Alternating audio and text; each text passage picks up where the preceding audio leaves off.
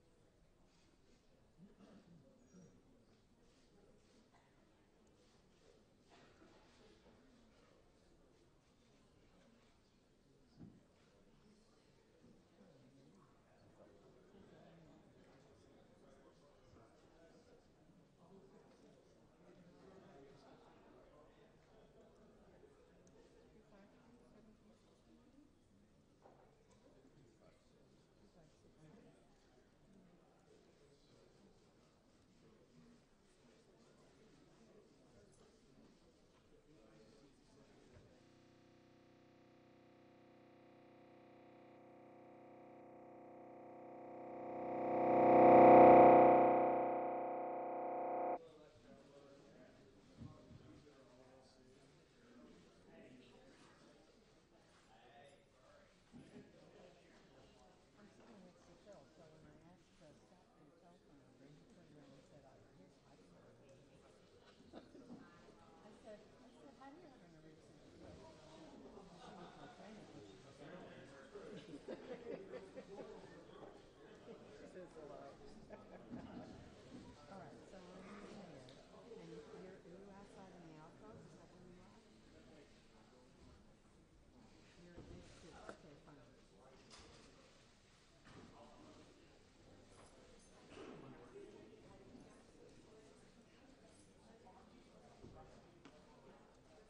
Yeah, you'll know when I know. You don't have to know anything about it. I've been in so many of these, I just want to not be here for this one. Although, yeah, has anybody confirmed the answer from Nelson's office? Yeah, you just want to be so unsettled.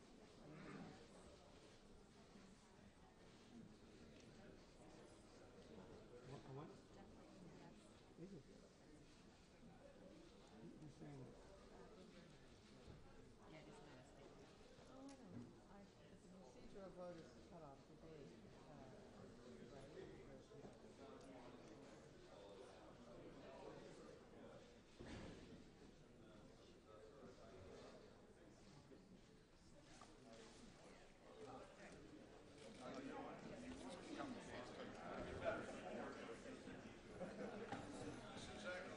Patrick here?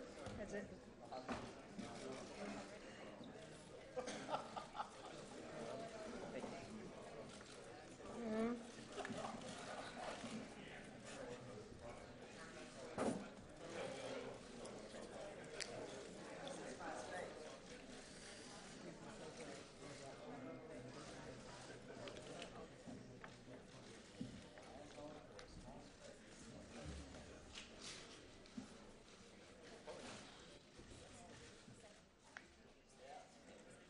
I'm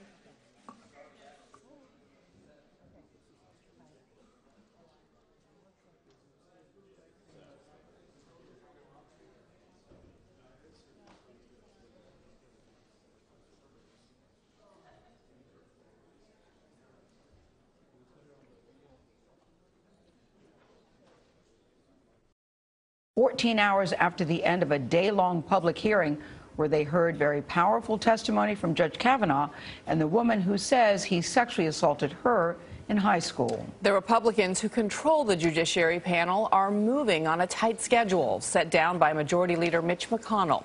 He wants the full Senate to take a final vote on Kavanaugh as early as Tuesday. We don't know how that vote will go because a few senators are still officially undecided. Nancy Cordes is on Capitol Hill, ready to show us how this committee meeting will unfold today. Nancy, good morning. What can we expect? Well, we just got a big hint a couple of minutes ago about what we can expect, Gail and Bianna, and that is because Jeff Flake, Republican from Arizona, who was undecided and clearly still agonizing as of last night, has just announced that he will vote to confirm Judge Kavanaugh. He is on the committee. He is one of the 11 Republicans on the committee, and here's what he had to say. What I do know is that our system of justice affords a presumption of innocence to the accused, and this is what binds us to the rule of law. While some may argue that a different standard should apply, I believe that the Constitution's provisions of fairness and due process apply here as well. So basically what he is saying is that he heard what Christine Blasey Ford had to say. Publicly, he said that he found her very compelling, but clearly he does not believe that there is enough evidence to conclude, at least in his mind, that Judge Kavanaugh sexually assaulted her some 36 years ago, and he is going to vote to confirm. So absent some major surprise from one of the other 10 Republicans on this committee, it looks as if they are all going to vote yes. We know all the Republicans will vote no. That is an 11-10 vote. And then this proceeds to the full Senate, where there still is an open question about whether some other undecided Republicans, like Susan Collins of Maine and Lisa Murkowski of Alaska, will vote yes. So that would be a big bombshell, Nancy. He had been on the fence, Senator Flake. We want to get to Ed O'Keefe now. White House spokesman said this morning that they're confident there will be enough votes in the full Senate to confirm Kavanaugh's nomination. And Ed is outside of that hearing room where the committee is meeting. Ed, this is big news coming from Senator Flake.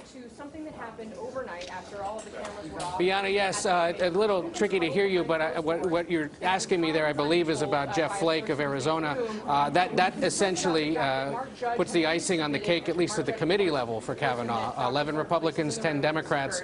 It'll make it easier for this to sail through to the Senate. So what happens next? Well, we believe the Majority Leader, Mitch McConnell, will begin the procedural process tomorrow morning in a rare weekend vote that would essentially put the vote on the calendar. It would have to sort of, in a sense, marinate for the next 3 days before a vote could be held either really late in the night Monday or on Tuesday morning. That's one day after the Supreme Court actually begins its next session, which means that Republicans will have essentially kept their pledge to put him on the court. They were just late by one day. And that is assuming that all Republicans actually vote for the nomination. Several of them are still outstanding. Gail?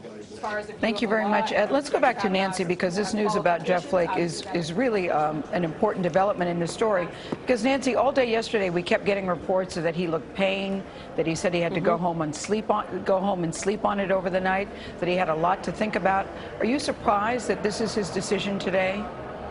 You know, I think I would have been surprised either way, Gail, because he has been so agonized. You know, he came out and spoke to us last night and said, you really can't walk out of that hearing and know who is telling the truth. One minute you think Christine Blasey Ford is right. One minute you think that Brett Kavanaugh is right. And he's one of the few Republicans who came out early on and said, I will not vote for Brett Kavanaugh unless we have a chance to hear from this accuser, Christine Blasey Ford. Most Republicans didn't want to have to hold this hearing. They thought it would slow things down and put his nomination in greater jeopardy. However, it's because of Flake and a handful of other Republicans that we saw this riveting testimony all day yesterday. Clearly, though, he doesn't believe that it's enough to change his position on Kavanaugh. Yes, Senator Flake insisted upon hearing from Dr. Ford. And I want to turn to Jan Crawford, our chief legal correspondent, who's also in Washington. She's covered most of the controversies involving the Supreme Court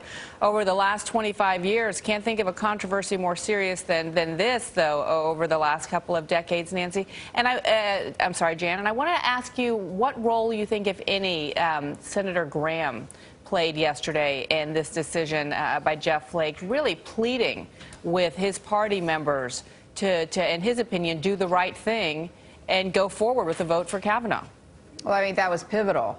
When Senator Graham kind of unleashed on the Democrats, he framed this vote and this controversy as Democrats being obstructionist and smearing what he said was an innocent man. It turned the entire focus off of the testimony of Ford that morning all the way back onto the Democrats and made them the issue. And then with that emotional appeal, of course, directly to Jeff Flake. I mean, obviously, Senator Graham had been a long-time friend of the late Senator McCain. But I thought in Senator Flake's comments yesterday, his very brief comments, that it suggested that he was inclined to vote for this nomination when he said that, you know, there will be doubt. I mean, he acknowledged that in his comments during the hearing yesterday. And then as you saw from what Nancy has read, that he said this morning that he had concluded that when there is doubt, though, the burden is not on the accused. And so I think you're going to hear a lot of that this morning if he does further explain his decision. But Senator Graham, to your point,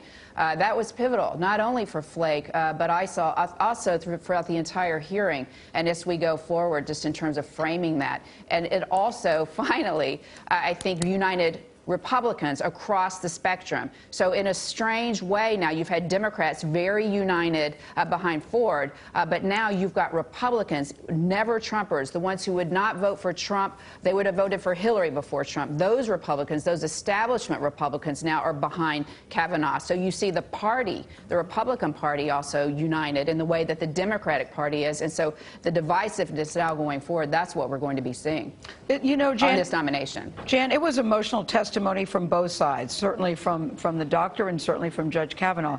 But I think many people were talking about Dr. Ford's testimony in particular. What does this say, if anything, about what Republicans thought about her testimony yesterday? You know, I thought what was interesting is how they kind of went out of their way to not really question you know, her or attack her. That was so different than what we saw in 1991 and how the handling and the questioning of Anita Hill was handling. So, you know, they were walking this line to try to suggest, and as you saw later, that maybe she had misremembered this, but also express sympathy for her and repeat over. We saw from the White House, we saw from Kellyanne Conway that she needed to be heard. And then going forward to say what you're seeing now, that there still was not corroboration because no one had been told about this for 30 years, and then quickly shift the focus back to the Democrats and how they had handled it and not released this for the last 2 months. So, you know, they were trying to kind of do, I thought, several different things yesterday as they really responded to some of this. And let's bring Nancy back in because, Nancy, two other key votes and two unknowns, Senator Murkowski and Senator Collins. How much pressure is on them now to follow suit with Senator Flake? There's an incredible amount of pressure. In fact, that there was a theory. They met with Flake last night and an undecided Democrat, Joe Manchin of West Virginia. And there's a theory that has been floating around that they were all going to vote together, that either they would all vote yes or all vote no so they could provide each other with some political cover. Now, they all have different political calculations. Some of them are up for re-election. Some aren't. Some come from redder states than others. You know, they're all facing a lot of heat from both their own party and the other side, no matter what they do. But certainly, you know, the focus on Murkowski and Collins has been laser-like since the very beginning. But fascinatingly, there's also growing pressure this morning on those 3 Democrats from red states who voted for Neil Gorsuch and could vote for Kavanaugh: Joe Manchin of West Virginia, Heidi Heitkamp of North Dakota, and Joe Donnelly of Indiana. And let's listen in now to Chuck Grassley. He's the chair of the Judiciary Committee, and it sounds like he's beginning to get things underway. Have some peace and quiet.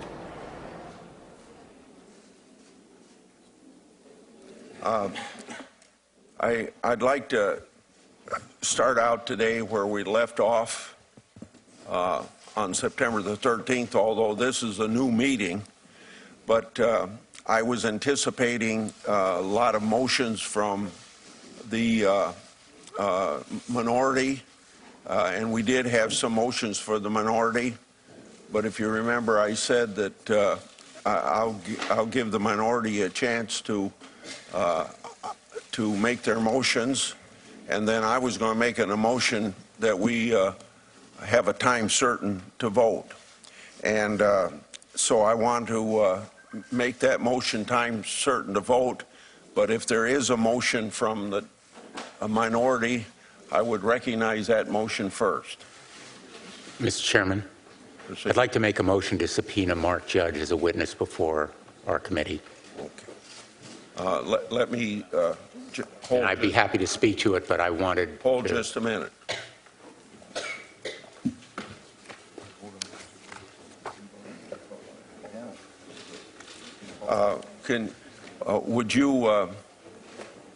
Could you make your remarks short, please, and speak now, and then we will vote?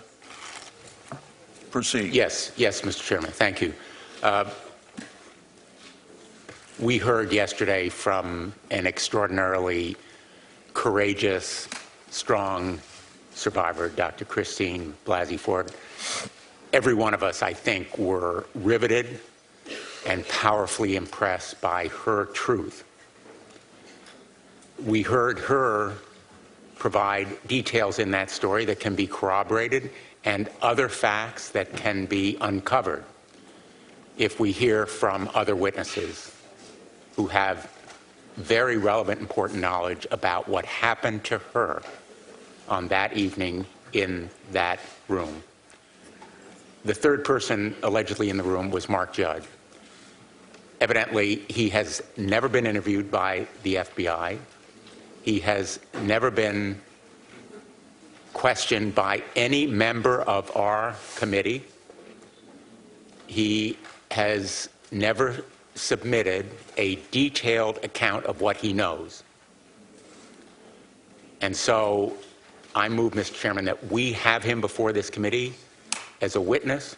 He could be interviewed beforehand on a bipartisan basis. I recognize that he has submitted a cursory, conclusory 6-sentence letter, not even signed by him. It's from his attorney. And I believe we have a responsibility to subpoena, at the very least, Mark Judge before we move to vote. It is our constitutional duty to do everything we can to uncover the truth after hearing yesterday that compelling testimony from Dr. Blasey Ford. And we cannot, in good conscience, vote without hearing at least from Mark Judge. I would submit, with all due respect, Mr. Chairman, that there are other witnesses essential for us to hear from. We should hear from the other sexual assault survivors who have come forward with credible and powerful stories. And that will be also, in my view, necessary. But today I am moving that we subpoena Mark Judge. Before we vote, I will read a letter that we received from Mark Judge last night. As I stated in my attorney, Barbara Van Gelder, September 18th, 2018 letter, I did not ask to be involved in this matter, nor did anyone ask me to be involved. We've told the committee that I do want to comment. When I told the committee that I do not want to comment about these events publicly, as a recovering alcoholic and a cancer survivor, I have struggled with depression and anxiety. As a result, I avoid public speaking. Brent Kavanaugh and I were friends in high school, but we have not spoken directly in several years. I do not recall the events described by Dr. Ford in her testimony before the U.S. Senate Judiciary Committee today. I never saw Brett act in a manner Dr. Ford describes. I am knowingly submitting this letter under penalty of felony. Mark Judge, witnessed by Barbara Van Gelder, and he has signed it. Mr. Chairman, if I may respond. On the motion? Yes, on the motion. If I may respond, that letter is no substitute for an FBI interview. The answer is no. Mr. Graham. And it is no substitute for testimony before this committee. Mr. Lee. No. Mr. Cruz. No. Mr. Sass. No. Mr. Flake. Mr. Crapo. Mr. Tillis. No. Mr. Kennedy. No. Mrs. Feinstein. Aye. Mr. Leahy. Aye. Mr. Durbin. Aye. Mr. Whitehouse. Aye. Ms. Klobuchar. Aye. Mr. Coons. Aye. Mr. Blumenthal. Aye. Ms. Hirono. Aye. Mr. Booker. Ms. Harris. Mr. Chairman. No. Mr. Chairman, the votes are 10 yeas, 11 nays. The motion is defeated. Now I move, as I said I was going to do, that we set the vote to report out Judge Kavanaugh's nomination at 1:30 p.m. today. Mr. Chairman, point of order. Mr. Chairman. Mr. Graham. Mr. Chairman, point of order. Mr. Cornyn. That's violating the rules of the committee. Yes. Yeah. Mr. Lee. Mr. Cruz. Mr. Sass. Oh, yeah. Mr. Flake. The ram job continues. Mr. Tillis. Mr. Kennedy. Mrs. Feinstein. No. Mr. Leahy. No, because it violates the customs of this committee. Mr. Durbin. It violates them. No. Mr. Durbin. Mr. Whitehouse. No. Ms. Klobuchar. No. Mr. Coons. No. Mr. Blumenthal. No. Ms. Hirono. I strongly object. This is just totally ridiculous. What a railroad job. My answer is no, no, no. Mr. Booker. Ms. Harris. Ms. Harris.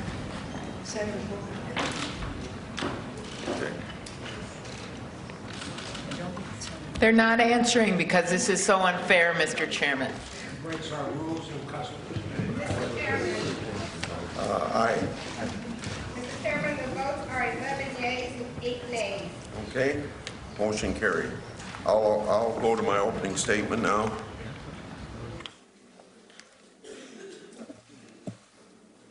We have an agenda with 10 judges who are ready to be voted on. Brent Kavanaugh nominated They've just taken 2 votes. It's very partisan and very ugly. Let's bring Nancy Cordes back to explain what just happened. We saw Senator Blumenthal ask for Mark Judge to come and speak, who Dr. Ford says was with Brett Kavanaugh at the time of the assault. And then there was another vote, Nancy, to explain what we just saw. What we just saw, Gail, the first vote was the committee voting not to agree to Blumenthal's motion to bring Mark Judge before the committee to be interviewed either in a hearing or behind closed doors. That failed, 11 to 10, 11 Republicans, 10 Democrats. Then Senator Grassley, the chair of the committee, held a second vote to set the timing of the actual vote in committee to confirm Judge for 1:30 Eastern Time this afternoon. And again, you had all 11 Republicans voting yes and only 8 but out of the 10 Democrats voting no, because 2 of them, Cory Booker of New Jersey, Kamala Harris of California, were silent. And it took one of their Democratic colleagues, Amy Klobuchar of Minnesota, to pipe in and say they are not saying anything because they are so stunned at how unfair this is, because obviously Democrats believe that it is impossible to move forward on this nomination without hearing from one of the key witnesses who Christine Blasey Ford says was in the room and participated the night that she was sexually assaulted. They believe that a simple 6-sentence letter from Mark Judge saying he doesn't recall this event and he doesn't recall Brett Kavanaugh acting in this way, they just don't think that that should suffice. So now the vote is set for 1:30 Eastern today, because all of these senators are going to want to have a chance to have their say before they take that vote.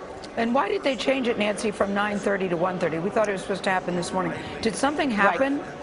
I think what happened, Gail, was that they have a full docket of things that they want to get to this morning, other votes that they need to take on less controversial matters, and they want to get all of that out of the way first before they allow these senators to go one by one. And there are 21 of them, so you can imagine that it's going to take quite a while for all of them to have their say about why or why not they are voting to confirm Judge Kavanaugh. And so they want to get through these other more minor votes first, and then give everyone a chance to speak and, for the record, say why they feel the way they do, and then they'll hold that vote. All right, Nancy Cordes, thank you. Nancy Cordes, we want to thank you. We want to thank Jan Crawford. And as we said, the Judiciary Committee will be back at 1:30 for a vote on Brett Kavanaugh. And we'll return with a special report when the committee votes on the Kavanaugh nomination. That's later today. Coverage will continue throughout the day on your local news on this CBS station and on our 24-hour streaming network, CBSN. There will also be a full wrap-up tonight on the CBS Evening News with Jeff Blore. Many of you. Hey, you folks that are photographers know that you're supposed to sit down. Maybe you just ought to leave the room if you don't know what the rules are.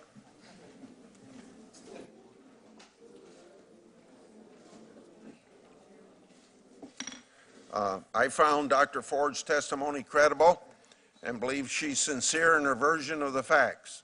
But I also found Judge Kavanaugh's testimony credible and sincere. Ultimately, the existing evidence, including the statement of 3 alleged eyewitnesses named by Dr. Ford, refutes Dr. Ford's version of the facts.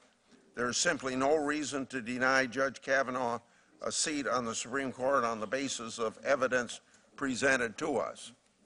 I reopened the hearing at the assistance of Dr. Ford and Judge Kavanaugh. Dr. Ford wanted to be heard, and we gave her that opportunity. Not one question to Dr. Ford was disrespectful in any way.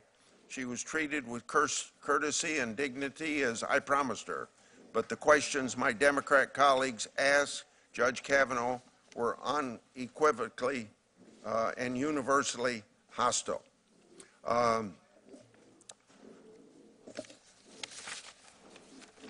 My colleagues first claimed that the Senate doesn't confirm Supreme Court nominees in midterm elections. The Washington Post fact checker said that's false. Indeed, Justice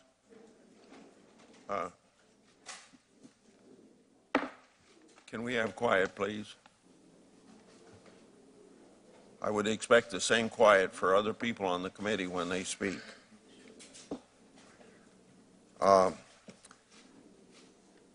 Anyway, indeed, Justice Breyer and Kagan were both confirmed in midterm elections. Then the second attempt was to argue that we needed to request all Judge Kavanaugh's executive branch records. But they completely ignored the fact that we did not request all of Justice Kagan's executive branch records.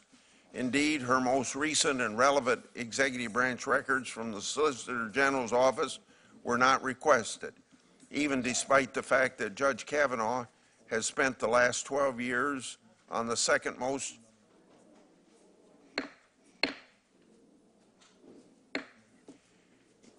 Even though Judge Kavanaugh has spent the last 12 years on the second most powerful court in the country, issuing 307 opinions and joining hundreds of others, we received over 480,000 pages of documents from Judge Kavanaugh's time on the executive branch. This was more pages of such documents than the last 5 Supreme Court nominees combined. In short, it was the most thorough and transparent confirmation process at all.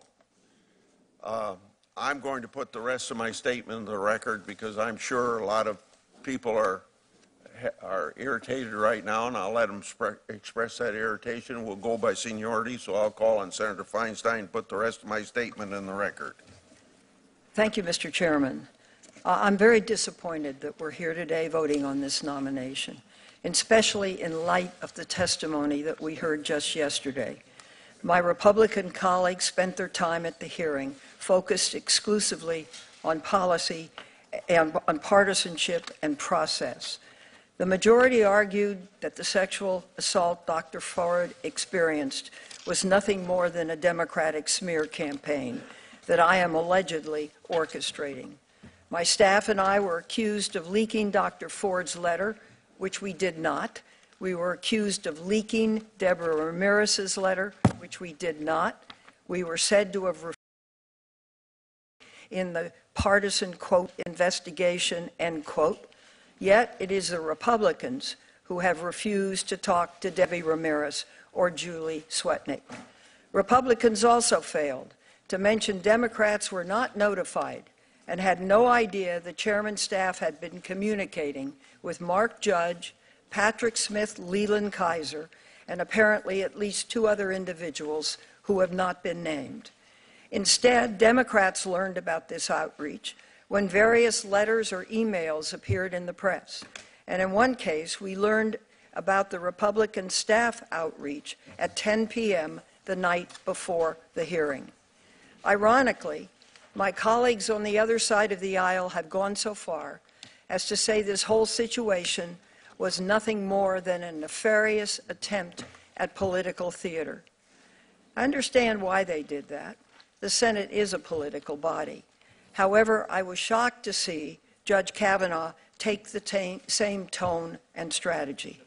Candidly, in the 25 years on this committee, I have never seen a nominee for any position behave in that manner.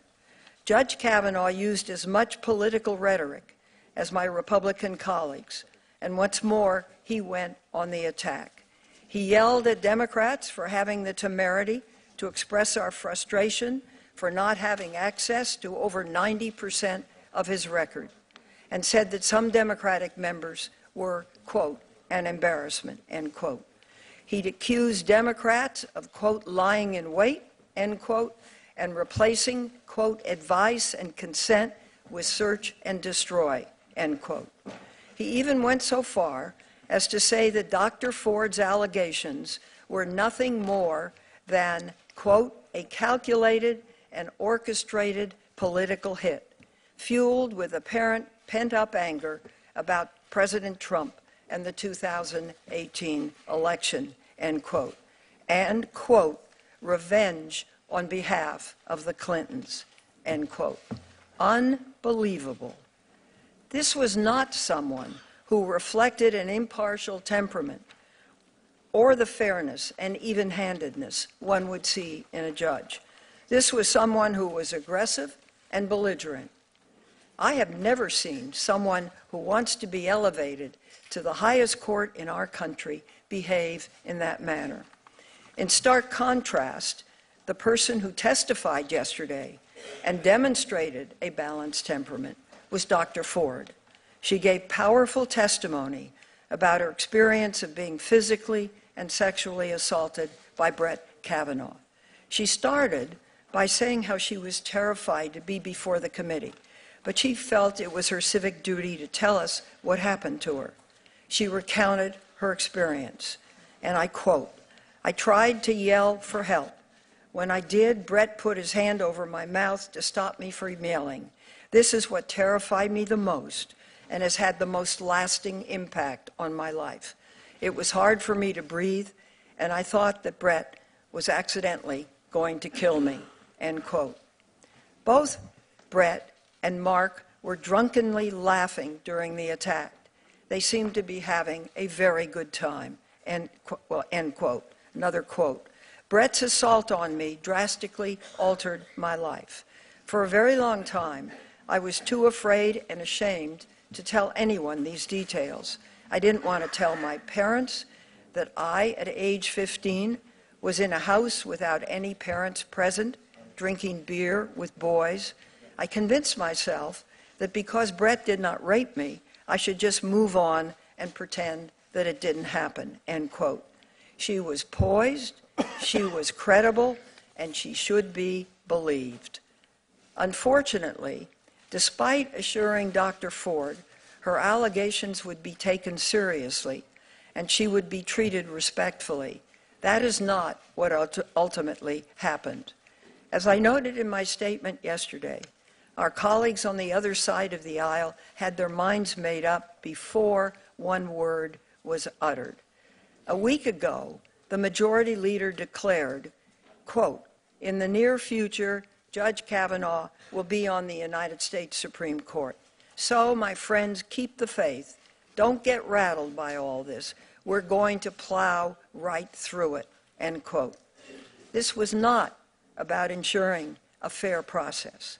This was about doing the bare minimum. And finally, to my Republican colleagues who are so upset about the time that has passed, let's be clear. Dr. Ford asked for confidentiality, and that's what I did. We all know that if I had referred her allegations to the FBI, when she would not come forward, there would have been nothing to do. The FBI would have had an anonymous allegation with no name, no contact information, and no way to follow up. In addition, Dr. Ford's allegations were referred to the FBI on September 12th, over 2 weeks ago. If the President and the Republican majority had asked for the FBI to do an investigation at that time, like we asked, it would likely be finished by now. And most importantly, when Judge Kavanaugh has talked to Republicans repeatedly, none of us have spoken to or questioned Mark Judge, Patrick Smith, Leland Kaiser, or the polygraph examiner. None of us have talked to or questioned James Roach, Lynn Brooks, Liz Swisher, Tom Kaine, or Chris Dudley. Not one senator, as far as I know, has had the opportunity to or question Deborah Ramirez or Julie Swetnick. My colleagues are right that we should not rush to judgment, and it's not fair to assume Judge Kavanaugh is guilty without gathering the information. But it's equally unfair to have heard from a credible, poised, and brave witness and simply ignore what we heard and move forward immediately. I don't know Deborah Ramirez. I don't know whether her allegations are credible. I don't know Judy Swetnick. I don't know whether her allegations are credible. But I do know this. Dr. Ford provided credible, powerful testimony that deserves to be considered and not dismissed as a partisan smear campaign, which it was not. In my opening statement yesterday, I talked about the differences between Me Too and the Year of the Woman, and I highlighted the seriousness of sexual assault and harassment. I started out by saying I hoped we would do better and show women that our country, our committee, has in fact changed. This isn't a political battle for power, as some have said. This is a serious undertaking with serious allegations. While the Republican strategy is no longer attack the victim, it is ignore the victim. The entire country is watching now how we handle these serious allegations. It is, in fact, a real test for the United States Senate and for our country to see how we treat women, especially women who are survivors of sexual assault. I believe we can do better, and I hope we are better. Thank you. Mr. Chairman, I'd like to submit for the record a longer statement that addresses some of the attacks regarding my office's handling of Dr. Ford's allegations and the Republican administration. Obviously, without objection, those will be included. Before I call on Senator Hatch, since this keeps coming up about the FBI investigation, I'd like to repeat what you've heard from me so many times, but I guess we never get this, get people understanding. We can't learn anything from the FBI that we can't learn ourselves. The Senate has our own constitutional duty and our own investigators to follow up on these allegations. I don't think we should discredit the Senate's constitutional duty of oversight as a co-equal independent branch of government. If the people on the other side of the aisle sincerely want an FBI investigation, I would ask why they did not notify me of Dr. Ford's then confidential letter way back in July so the FBI could weigh in. The FBI would honor confidentiality, and so would I. And I've had 38 years reputation of protecting constitutionality or confidentiality of whistleblowers. Another span of time for an FBI investigation is, as my Democrat colleagues have called for, or even more recently people outside calling for, would result in another time of brutal attacks on Dr. Ford and Judge Kavanaugh and their families. They don't deserve those sorts of vile threats that they're receiving, and it's unacceptable. Dr. Ford has stated no objections to an FBI investigation, so why has the need for an FBI investigation only come to our attention here in the last several days, probably less than 2 weeks? It's been 60 days since Dr. Ford's letter was made public. Then we've had some comment about why we didn't investigate Ramirez. When I learned of Ms. Ramirez's allegations, I acted immediately to investigate them, unlike our Democratic colleagues, some of whom sat on her story and apparently conducted their own private investigation rather than share it with the committee. Mr. Chairman, excuse me for interrupting, but could we have order? Yeah. Well, in fact, I would agree on the order. The order would be that we go back and forth, and apparently you're going to have 2 Republicans speaking and 1 Democrat. Is that what the chairman's doing? That's what, absolutely. After I get done, and I'm not giving an opening statement, I'm explaining, as a chairman ought to explain, the work of the committee to people that don't seem to understand it. I'll call on Senator Hatch when I'm done, and then I'm going to call on you, Senator Leahy. When I learned of Ms. Ramirez's allegations, I acted immediately to investigate them, unlike our Democrat colleagues, some of who sat on her story and apparently conducted their own private investigation rather than share it with the chairman. I first learned of her allegations when they became public in the article New Yorker, published late Sunday evening, September 23rd. My staff immediately contacted her counsel asking when she was available for an interview with committee investigators. The next afternoon, Monday, September 24, her counsel responded that Ms.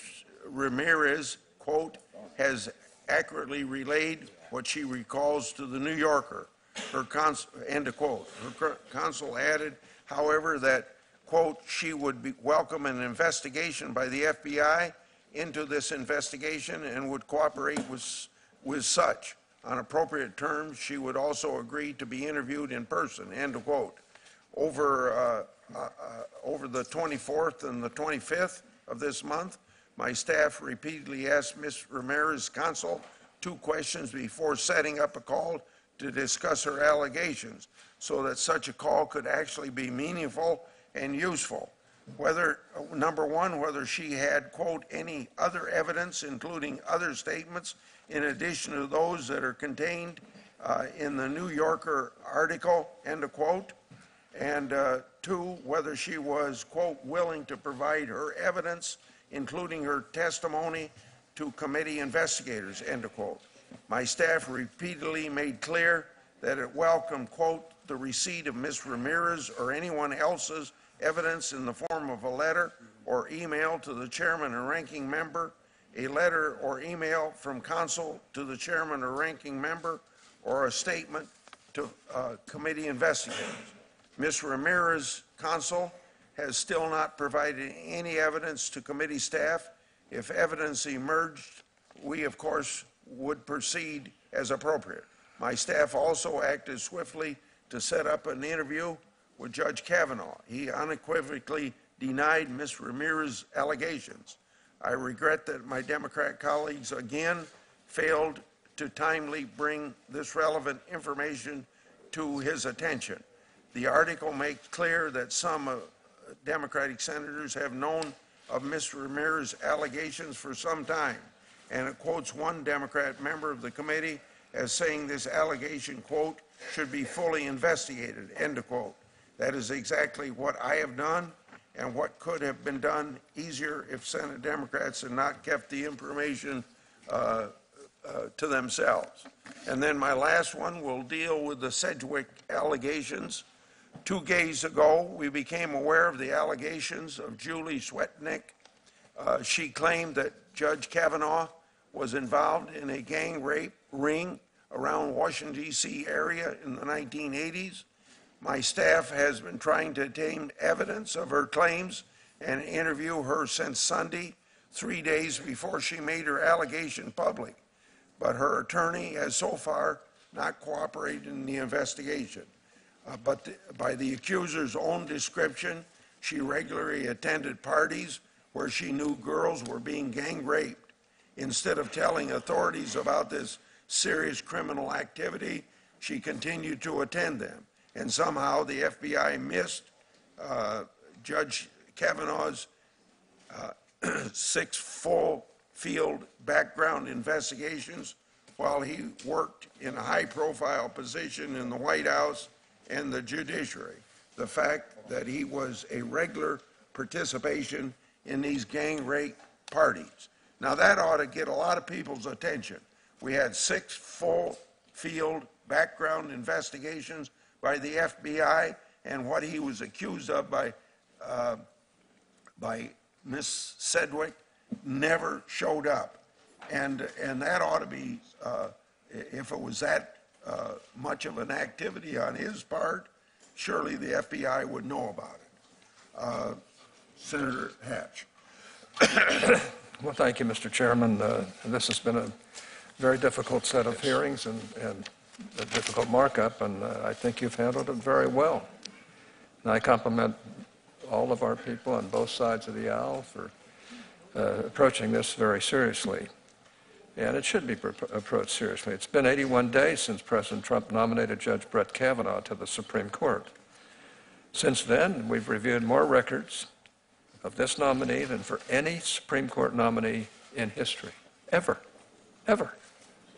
Judge Kavanaugh has testified for well over 30 hours, including in a closed session. He has answered nearly 1,300 written questions, more than all other past Supreme Court nominees combined. In the more than 12 years that Judge Kavanaugh has been a judge on the D.C. Circuit, he has built a reputation for honesty, courtesy, and integrity. His clerks and colleagues, they sing his praises. He volunteers in the community. He's been an advocate for and mentor to his students. After Democrats unleashed the recent allegations against Judge Kavanaugh, Chairman Grassley set out a deliberative process to investigate. He has not been, as some claim, a bully. Far from it. But rather than working with us, my Democratic colleagues chose not to participate in this process. Indeed, before yesterday, they had never even asked Judge Kavanaugh a single question about these allegations. And yet again and again, their refrain has been the same: delay, delay, delay. I can't blame them for that, because they are partisan people, and yeah, and they, I guess they figured that would be to their advantage. Well, it's not.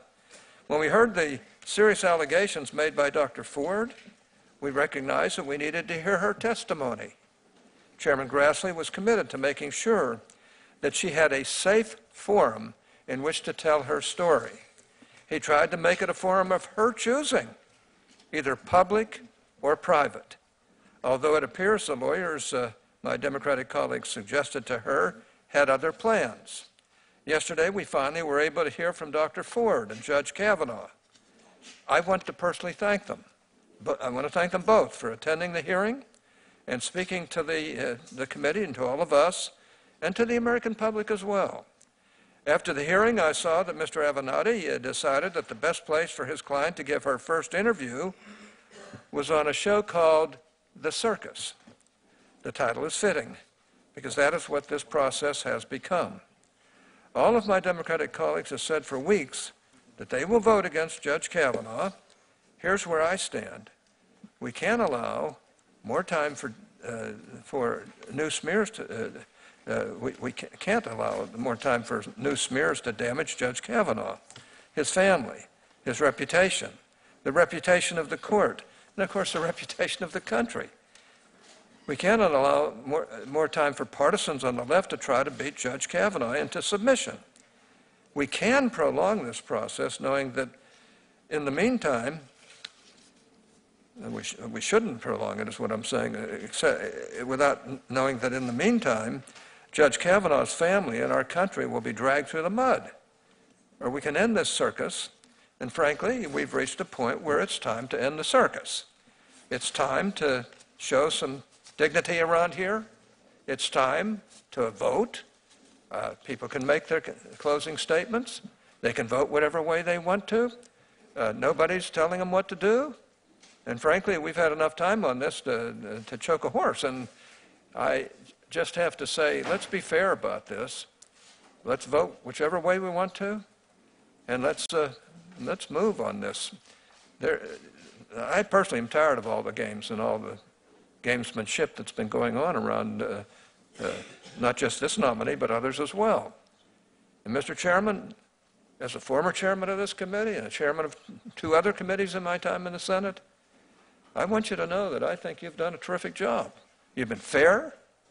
You've been very decent in your approach. You have treated everybody with respect. You've especially treated our Democratic colleagues with respect, which they deserve. And frankly, you're a great chairman. And start treating our chairman with a little more respect and dignity. We all respect him. We all know what a good man he is. I also think the ranking member has been good through this process as well. I like her very much. She's very sincere. She's on the other side of this from me, but she believes in what she's doing, and I have to stand up and say she has a right to do that. And I just want her to know that I appreciate her and her leadership on this committee. But it's time to vote. It's time to quit making the political, well, you can make your political statements, but they ought to be made in lieu of the vote, and then we ought to vote this and make a final determination on where this nominee is going to go. For one, Senator Lee. I'm just not finished. For one, I know Judge Kavanaugh. I've known him for a long time. He has an impeccable reputation. He's well respected as a judge in this country by Democrats and Republicans who know him well. And it would be an absolute crying shame if we keep treating him like he's some sort of an imposter or some sort of a person that just can't do this job. He can do the job. He has done the job, and he's doing it on the D.C. Circuit Court of Appeals, the second highest court in the country, and I have a lot of confidence in him.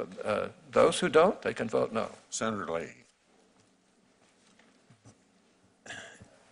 You know, in some ways, it feels like Alice in Wonderland around here. It's unbelievable where we are today. It's almost surreal. This Judiciary Committee is no longer an independent branch of government, and we're supposed to be. The Senate's supposed to be an independent, equal branch of government. We're no longer that, but we're an arm and a very weak arm of the Trump White House. Every semblance of independence has just disappeared. It's gone. And I think that is something historians will look at, and they'll call it a turning point in the United States Senate. This committee, after months of breaking precedent after precedent in a manic rush to fill a Supreme Court seat, is now on the verge of voting on a nominee who has been credibly accused of sexual assault, and the committee hasn't even conducted a meaningful investigation. Yesterday, we heard the powerful and courageous testimony of Dr. Christine Blasey Ford. Following her testimony, I doubt that not one of us left the committee room doubting her credibility. I'm sure nobody doubted her credibility. But then Judge Kavanaugh angrily denied the allegation, and I'll get to that shortly. But we should all agree that a credible allegation of sexual assault against a nominee to our nation's highest court demands that we proceed with the utmost caution. Our constitutional obligation, at the very least, is to investigate these allegations properly. This isn't about delaying a nomination until after the election. even though we have that precedent when the Republicans did that with Merrick Garland. This is about doing our job. This is what we're elected to do, what we're paid to do. And the first step is an FBI investigation.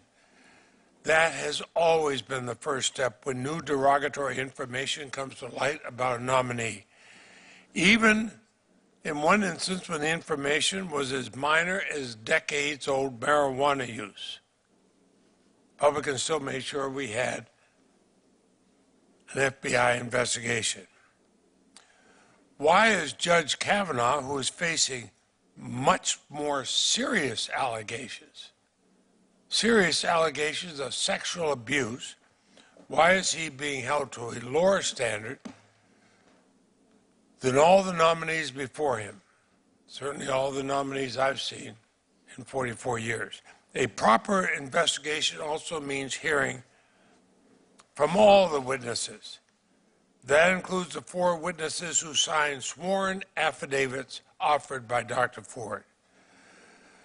And most stunningly, this committee has refused to call the sole eyewitness to the alleged assault, Mark Judge. Instead, all we have is a brief letter from Mr. Judge vaguely asserting that he has no memory of this alleged incident. Well, I'd like to ask him questions about that under oath, and a lot of us would. He has effectively nailed a do not disturb sign, and apparently the Republicans on this committee are satisfied, as if oral testimony and opportunity to question a witness is unnecessary. Now, whether you believe Judge Kavanaugh or you believe Dr. Ford, the fact that we're not allowed to hear from somebody who's said to be the sole eyewitness is outrageous. Everybody here knows that. I said yesterday that an earlier time the Senate failed Anita Hill, whom I believed. Today we're doing even worse. At the time of Anita Hill, we had an FBI investigation. We had almost 24 witnesses. Here, Republicans are not willing to do either, even if it would delay this information, or this nomination, just a matter of a week or two, certainly far short of the November election. They don't want to hear women who have relevant evidence. Is that really what the Senate Judiciary Committee has lowered itself to? I'm at a loss how Republicans could think they've heard enough about Dr. Ford's allegations and are ready to move on. Previous question is not. I think you should look at what the reactions are you're getting around this country. Dr. Ford captivated the nation yesterday with her horrifying story of sexual assault. Every minute of her testimony was credible. She knew Brett Kavanaugh. She knew Mark Judge. This was not a case of mistaken identity. And in a moment that I'll never forget, when I asked her for her strongest memory, something from the incident she couldn't escape, she testified,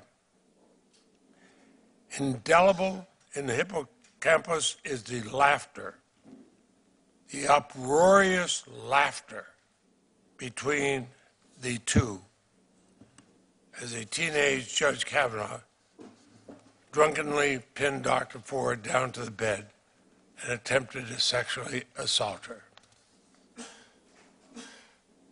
Indelible is the memory of the laughter, the uproarious laughter between the two.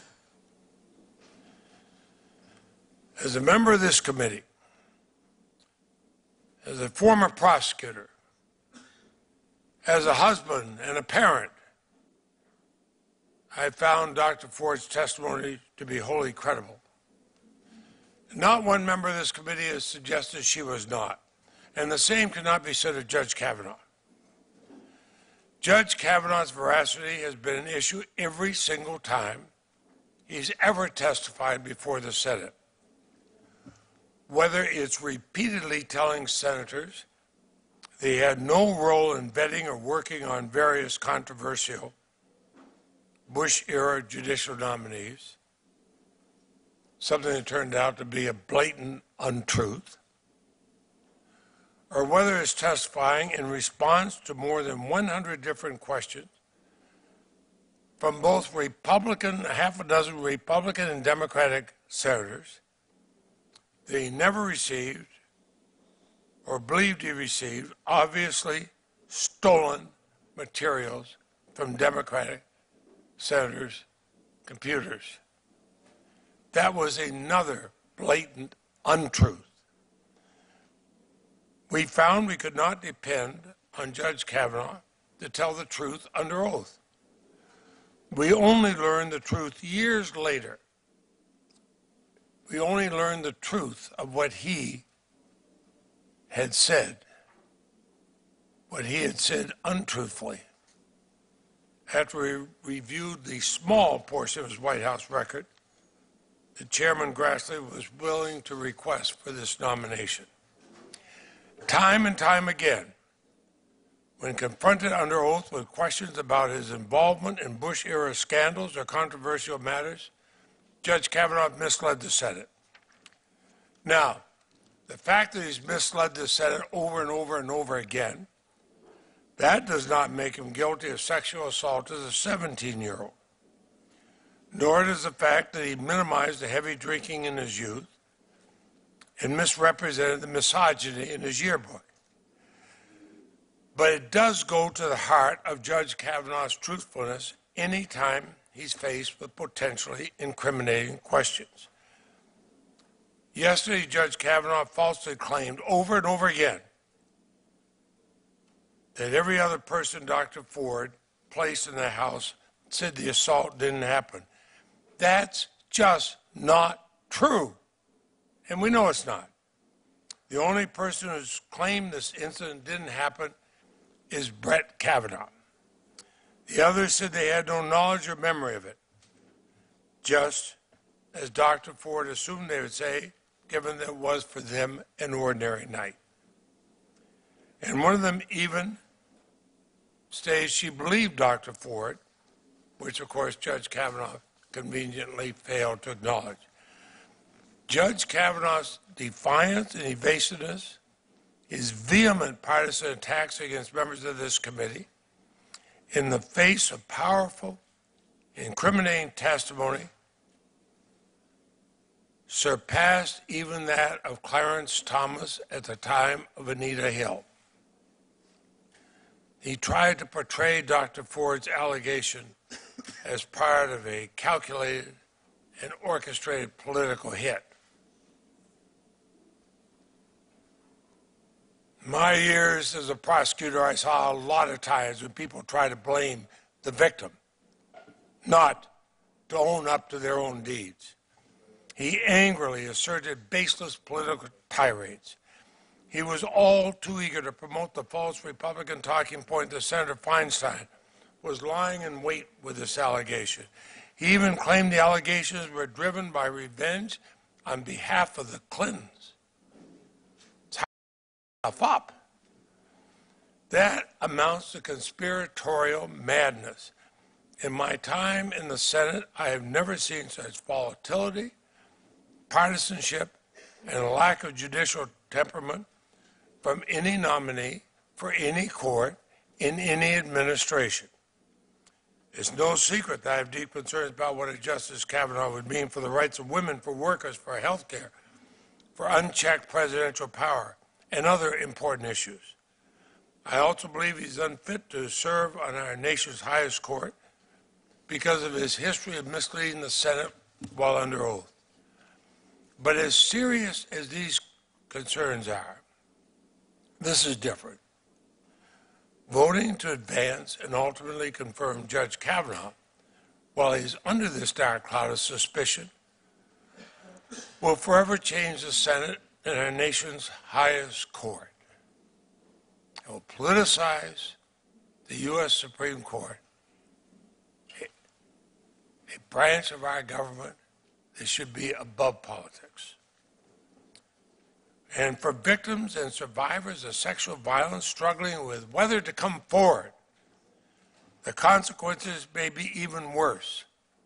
Every one of us who's been a prosecutor has seen how hard it is sometimes for victims to come forth.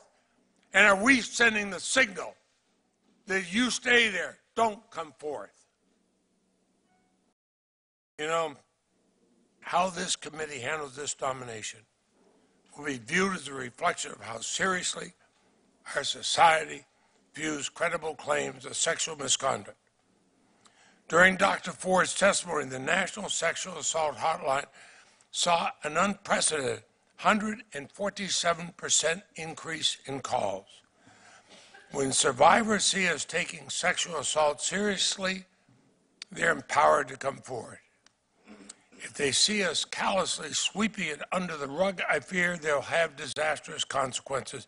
If victims think they'll never be believed, or will not matter even if they are believed, then why come forward at all? Dr. Ford deserves to be heard. And that must mean more than just checking a box. Remember, Dr. Ford did not spend her entire life preparing for this moment. She is not backed by the most powerful officials in our nation's government. She did not come here with a political agenda. She did not testify with a job promotion on the line. She did not evade our questions, and she did not demean our motives of either Republicans or Democrats. She instead plainly, with grace, and at times emotionally, recounted the trauma that she experienced as a 15-year-old girl. Trauma that has been haunting her for the 36 years since. She had nothing to gain and everything to lose by coming forward. I listened closely to both her and Judge Kavanaugh, and I believe her as I believed Anita Hill. I'll be voting no on Judge Kavanaugh's nomination. He does not have the veracity nor the temperament for a lifetime appointment to the highest court in our nation. And no such nominee should be confirmed in the face of such serious, credible, and unresolved allegations of sexual assault. Senator Graham. Thank you. I know I'm a single white male from South Carolina, and I'm told I should shut up, but I will not shut up if that's okay, because I got here the same way everybody else did. The people in South Carolina voted for me and Senator Scott to be their voice, men and women, and I'm going to try to be their voice today, and maybe not just for South Carolina, but a little bit about what I think is going on here. Joe Biden, I can't believe we're saying this on our side. Listen to Joe. But Joe was right a lot. Joe Biden's a unique guy. If you had one last conversation before you die, you'd want to have it with Joe. You'd be around for a while. He's a decent guy. If he runs for president, he'd be hard to beat. He came to Senator Thurman's funeral and gave a long eulogy. And I asked him, Joe, I said, that was incredible. This can't help you in Delaware. He said, I just like the old guy.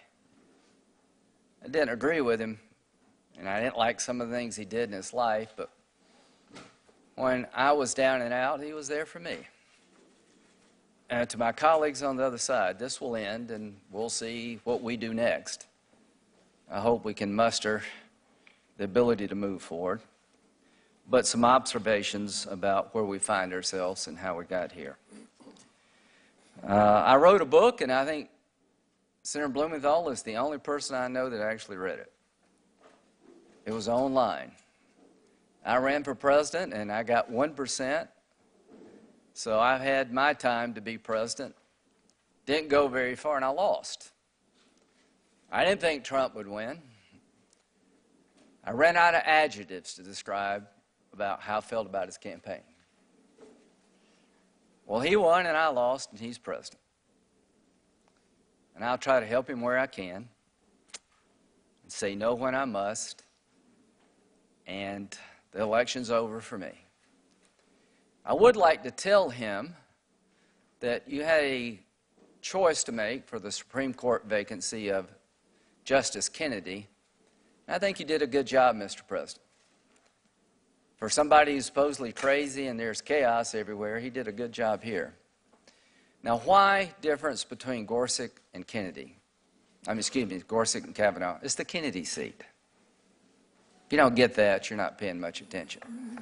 Gorsuch is a even swap for Scalia. But this is high-stakes stuff, right? This is the seat where the guy in the middle is at risk. Kavanaugh clerked for Justice Kennedy. Would you have picked him? No. But you lost the election. And that does have consequences. When I said it about Obama winning, I meant it. Merrick Garland. Scalia dies in the election year, the last year of the term of President Obama. The primaries are already underway. Not in 100 years has anybody been nominated under that circumstance, so I don't think I did anything unfair with Garland. As to Sotomayor and Kagan, I was told on our side, you've got to keep them off the court because they're going to be a pro-choice vote. They hate guns. On and on and on. And I tried to go back to what this committee used to do. Strom Thurmond voted for Ginsburg. You'll never convince me that it was because he agreed with her philosophy. I think he saw in her a qualified person. Fritz Hollings voted for Scalia. The same is true. 96 and 97 votes. What's happened? Most of the nominees to the Supreme Court have never had a hearing. It was always just assumed if they're qualified and they're not hacks, that they're going to go forward. Elections do matter. When it comes to President Trump, elections do matter. Now, about the law, and to my friends who have been prosecutors. I've been a prosecutor, I've been a defense attorney, and I've been a judge. Every woman who's been victimized needs to be heard. Count me in 1,000 times over. Count me in for the proposition for every one woman who comes forward, only God knows how many women and children go to their grave with the abuse. If you don't realize that, you just don't know this area of life. But you're going to be heard in the United States. I had a young man accused of sexual assault when I was in the Air Force as a defense attorney. The case eventually fell apart, and he almost killed himself. I had women who have been gang raped and didn't want to testify, but they did. Along with counselors, I sat up with them all night. Tough stuff. Emotional. Who to believe? I've been doing this legal stuff most of my life. I've never heard a more compelling defense of one's honor and integrity than I did from Brett Kavanaugh. He looked me in the eye, everybody in the eye, and he was mad, and he should have been mad. He could tell you where he was at and what he was doing during high school in a way that just blew me away. Brett Kavanaugh and women. If you're a gang rapist when you're a sophomore and a junior in high school, you don't let it go. Every woman who actually knows Brett Kavanaugh has come forward to say he is not that kind of guy. He has been at the highest level of public service, under tremendous scrutiny, 6 FBI investigations, and we missed the sophomore, junior gang rapist. We didn't miss it. It's much garbage. We're in the twilight zone, and here's what I would say. Miss Ford. All I can say about Miss Ford, I feel sorry for her, and I do believe something happened to her, and I don't know when and where, but I don't believe it was Brett Kavanaugh, and as a prosecutor, you couldn't get out of the batter's box, because in America, before you can accuse somebody of a crime, you have to tell them when it happened and where it happened, and you have to prove beyond a reasonable doubt it did happen. The reason this case will never be brought in Maryland or anywhere else, you just can't get there. If you wanted to get a warrant, which is a probable cause standard, to search or arrest somebody, you got to prove by probable cause where it happened and when it happened. How are you supposed to defend yourself? Is the burden really on you to prove that you were not at a party 35 years ago and they won't tell you where it was and when it was? So all I can say is that under any reasonable standard, any concept of the rule of law, this would not go forward. There have been 5 allegations here. The 5th allegation was brought to me by Senator Whitehouse, who did absolutely the right thing. Somebody contacted him in Rhode Island and said a friend of his was on a boat with Mark Judge and Brett Kavanaugh, and they treated her badly. He went down and beat him up, and she won't come forward. I said, well, I'll make sure I'll join with you. Let the FBI look at it. And turned out not to be true. The 4th allegation was an anonymous allegation, a letter without a date or a return address sent to Corey Gardner just a few days ago. And he turned it over to the committee, and somebody on that side leaked it to NBC News, and it made it on the news, the 4th allegation. That really bothers me. I don't know what's going on over there, but that's not right. It was somebody over there. Now, about Ms. Ford. I feel really bad that she wanted to remain anonymous and could not. The one thing I know for sure is that Dianne Feinstein would not do this and did not do this. But I know for sure somebody did. It wasn't chatter from a friend. 3 groups had this letter that was requested to be anonymous. Dianne Feinstein and her staff, the Congresswoman from California and her staff, and the lawyers. Somebody betrayed her trust, and if you can't figure out why, you shouldn't be driving. To delay this hearing, to set in motion the destruction of this man, to keep this seat open past the election. That I know beyond any doubt. What else do I know? I about fell out of my chair when Dr. Ford said yesterday, I didn't know you would be willing to come to me.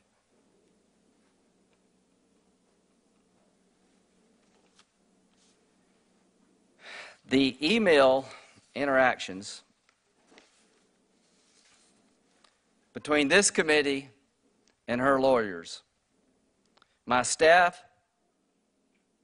would still welcome the opportunity to speak with Dr. Ford at any time and any place convenient to her. Come to us or we to you.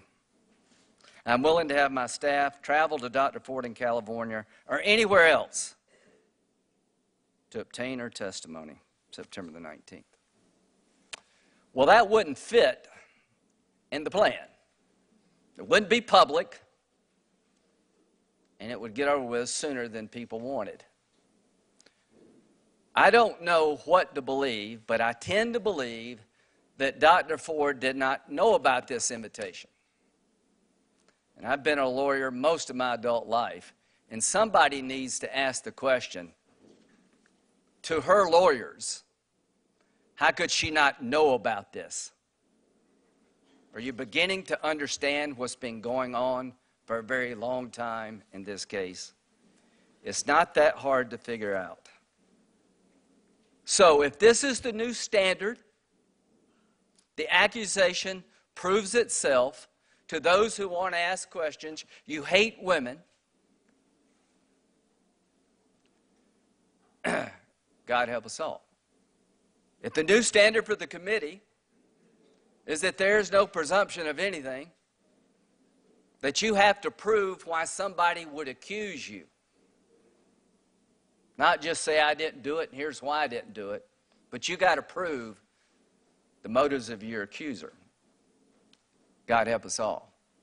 The Avenatti moment tells you what's going to happen if we keep this farce going. Plenty of time, plenty of opportunities to get to the truth.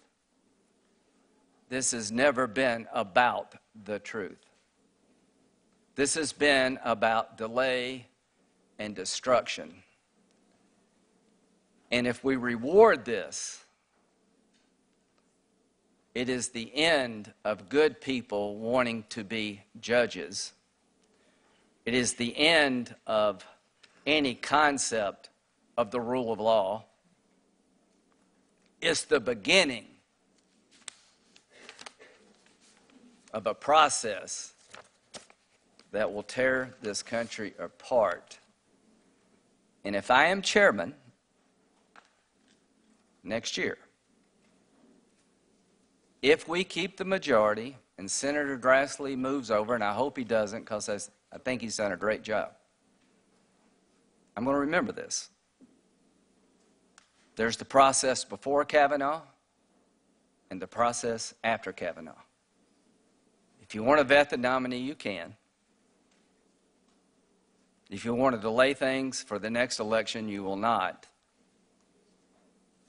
If you try to destroy somebody, you will not get away with it. Jeff is leaving. He has wrestled with this. He is trying to be fair. I cannot tell you, Jeff, what happened 35 years ago.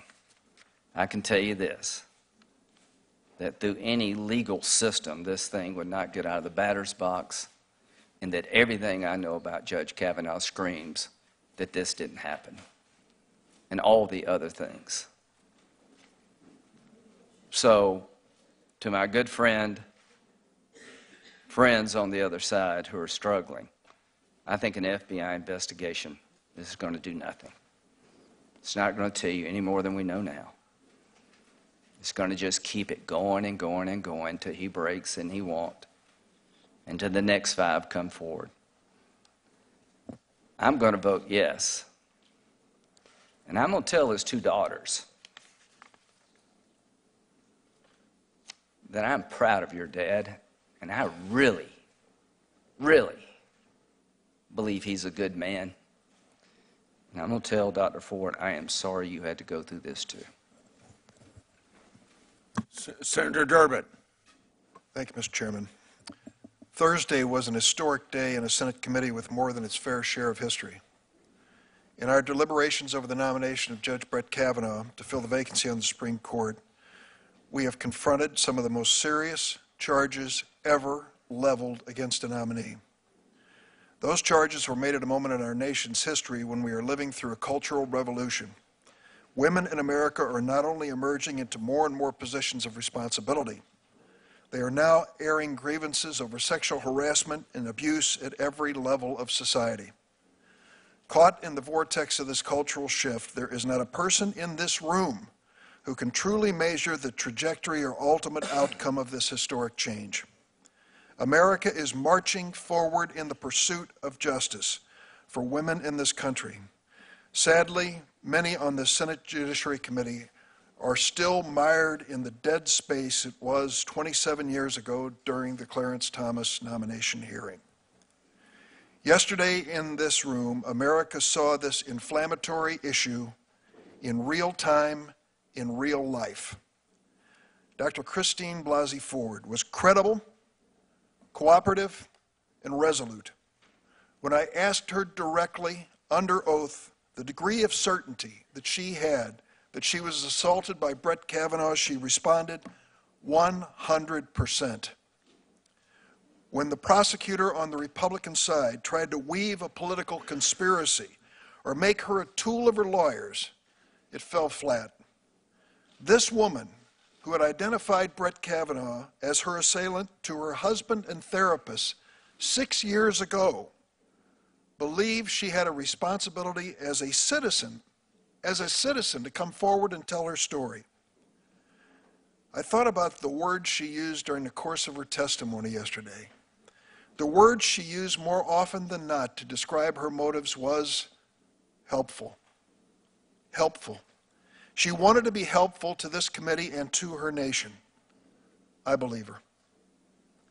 But she was afraid in awakening those carefully guarded and painful memories, and she was afraid for her family. She confided in our colleague Dianne Feinstein with the clear understanding that Dianne would protect her identity, and I have no doubt that Dianne accepted that responsibility and kept her word. Yesterday, 2 members of this committee leveled personal attacks at Senator Feinstein. They said she concealed Dr. Ford's letter for partisan reasons, and one went so far as to say that she leaked the contents of that letter, or her staff leaked that letter, to the press. Perhaps in this Trumpian era, those sorts of baseless personal charges are to be expected. But if we descend to this level of political discourse, we will have forsaken the traditions of the Senate and the comedy which is essential to our public service. And for the record, this baseless claim was refuted immediately by The Intercept, which was first to publish the story about Dr. Ford's allegation. Their reporter said last night, and I quote, "Feinstein's staff did not leak the letter to The Intercept." Yesterday, Dr. Ford made the personal decision to tell her story publicly. She came before this committee under oath and volunteered to answer every question.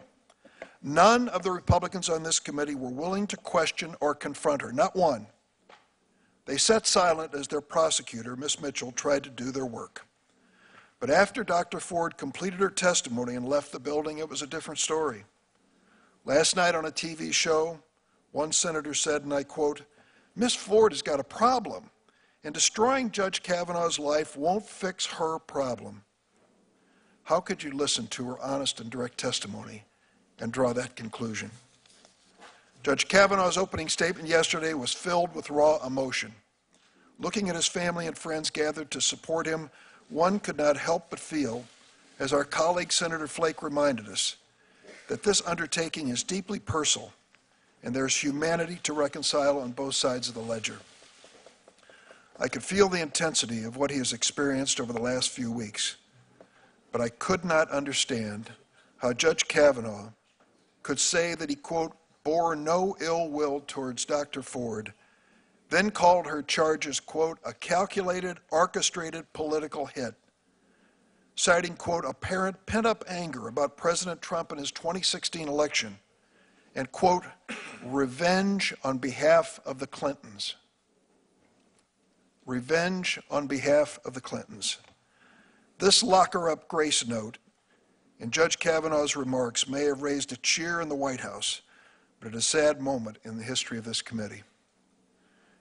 The exchange I had with Judge Kavanaugh was an honest effort to loose the Gordian knot this committee faces when 2 sworn witnesses are in direct contradiction.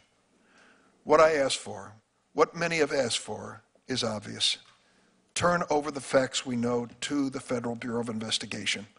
Let them connect the dots. Let them complete the investigation. Then let us meet and evaluate their findings. Do you remember yesterday when on several occasions the Republicans made a point of quoting the American Bar Association? Mr. Chairman, I would like permission to enter into the record a letter sent to this committee on September 27, 2018 by the American Bar Association. Without objection, it'll be entered. Let me read it. This is what the committee received. The American Bar Association urges the Senate Judiciary Committee, and as appropriate, the full Senate, to conduct a confirmation vote on Judge Kavanaugh's nomination to the Supreme Court of the United States only after an appropriate background check into the allegations made by Professor Ford and others is completed by the Federal Bureau of Investigation. We make this request because of the ABA's respect for the rule of law and due process under law. The basic principles that underscore the Senate's constitutional duty of advice and consent on federal judicial nominees require nothing less than a careful examination of the accusations and facts by the FBI. Each appointment to our nation's highest court, as with all others, is simply too important to rush to a vote. Deciding to proceed without conducting additional investigation would not only have a lasting impact on the Senate's reputation, but it will also negatively affect the great trust necessary for the American people to have in the Supreme Court. It must remain an institution that will reliably follow the law and not politics. Respectfully, the Senate should recognize that a thorough FBI investigation will demonstrate its commitment to a Supreme Court that is above reproach. That letter was signed by Robert Carlson, President of the American Bar Association. All the quotes yesterday about the ABA's finding on Judge Kavanaugh are a distant second to what we've been asked by the same organization to do, and it is not an unreasonable request. So who is telling the truth? Two sworn witnesses in direct contradiction. But there is one significant difference. One of these sworn witnesses has stepped forward and said, I will submit my testimony and myself to the Federal Bureau of Investigation, understanding that anyone who lies to the Federal Bureau of Investigation is subject to criminal prosecution. The other witness evaded that question over and over and over. Oh, I'll leave it up to the committee. It's up to the chairman. You're going to have to decide on that. You make that decision. Judge Kavanaugh knows better. He knows that if he had turned yesterday to the White House counsel and says, suspend this until we have an FBI investigation to clear my name, my reputation, and my nomination to this court, it was the right thing to do. Because those scales had been tipped in favor of the one sworn witness who is willing to take her case before the Federal Bureau of Investigation, I will be voting no on the nomination of Brett Kavanaugh to the Supreme Court. Before I call on Senator Cornyn, since the ABA letter came up, I have this comment that the president of the ABA called for an FBI investigation, as you just heard, and to do it before a vote. I've explained many times another FBI investigation is not necessary. The ABA is an outside organization like any other that can send us letters and share their advice, but we're not going to let them dictate our committee's business. Also, this letter is from the president of the ABA, one individual. He doesn't represent the hundreds of thousands of lawyers in the United States. It isn't at all clear that the ABA president has authority to speak for the organization on this matter. This letter doesn't say that he conferred with anyone else or that he convened the Judicial Qualification Committee by conference call or otherwise. The ABA president's opinion doesn't alter the fact that Judge Kavanaugh received a very well qualified rating from the ABA Standing Committee on the Federal Judiciary, and the Standing Committee did not join this letter. Senator Cornyn.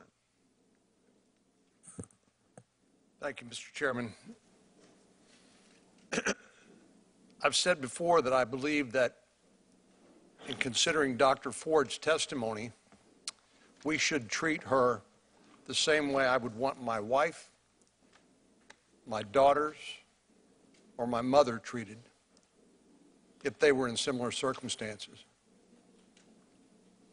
Conversely, I want to make sure we treat Judge Kavanaugh the same way we would treat my father, my brother, or a son. We owe that to both Judge Kavanaugh and to Dr. Ford.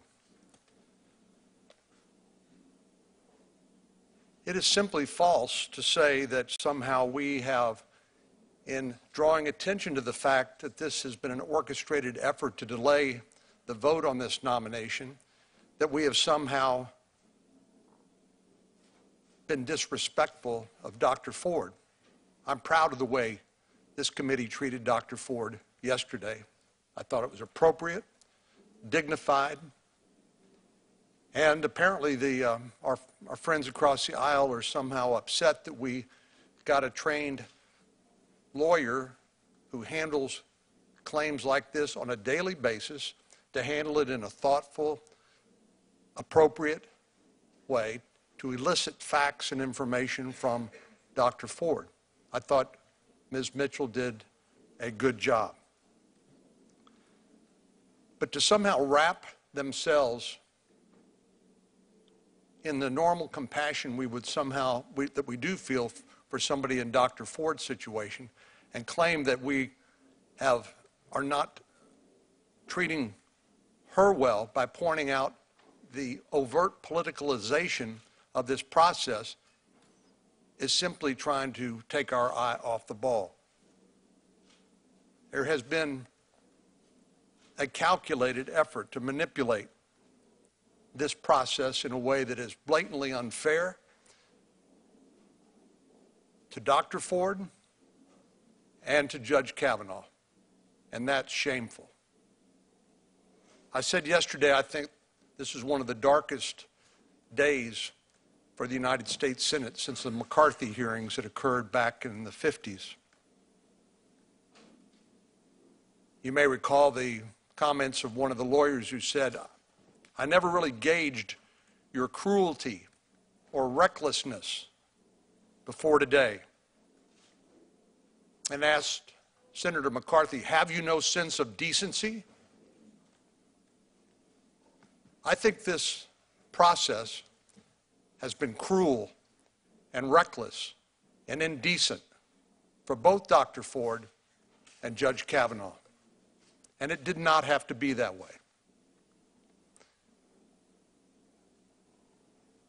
When we learned yesterday from Dr. Ford that she did not authorize the release of the letter of July 30 that she sent to Senator Feinstein, she did not authorize it, she did not want it leaked, but it was leaked. And she said the only people that had possession of it were her lawyers, Senator Feinstein and Representative Eshoo.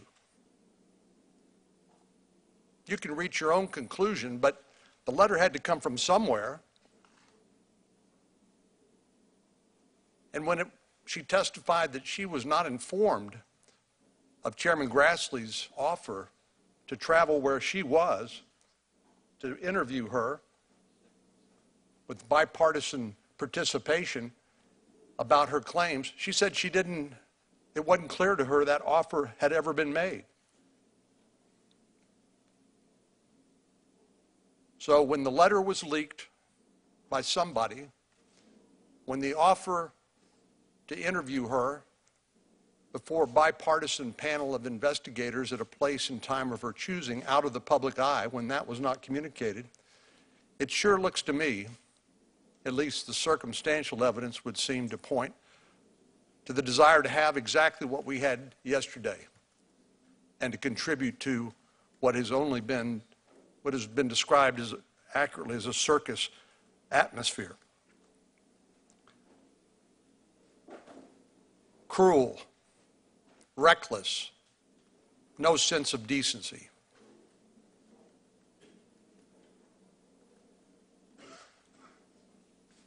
I would point to the fact that Judge Kavanaugh said as long as this nomination has been pending, you've seen a trend toward more and more scurrilous, salacious, and uncorroborated allegations being made against him, all of which the chairman and the committee professional staff have attempted to investigate. We heard from Dr. Ford. We also saw a claim by Ms. Ramirez that was uncorroborated by the dozens of witnesses that allegedly existed that the New York Times could not confirm. Nobody would confirm her allegation. And then yesterday, the ranking member quoted from some of the claims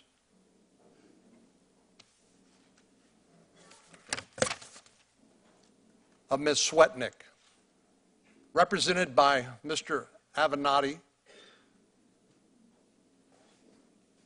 And I was struck by the fact that some of the allegations made in the statement by Ms. Swetnick that we got on September the 25th, 2018, accused Mark Judge and Brett Kavanaugh to gang rape high school girls at a time when Ms. Swetnick was in college and says she went back to parties in high school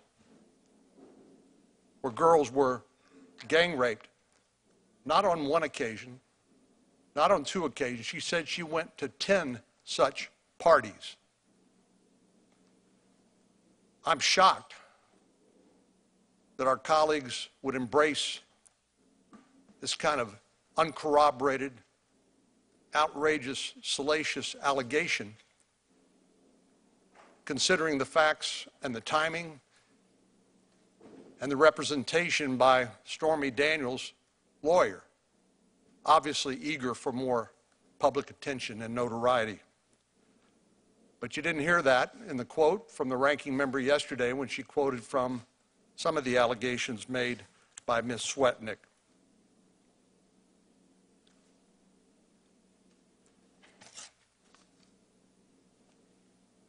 Our friend, the ranking member, said yesterday that the integrity of the Senate is on trial.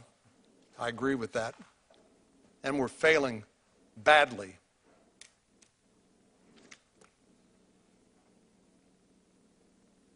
Cruelty, recklessness, indecency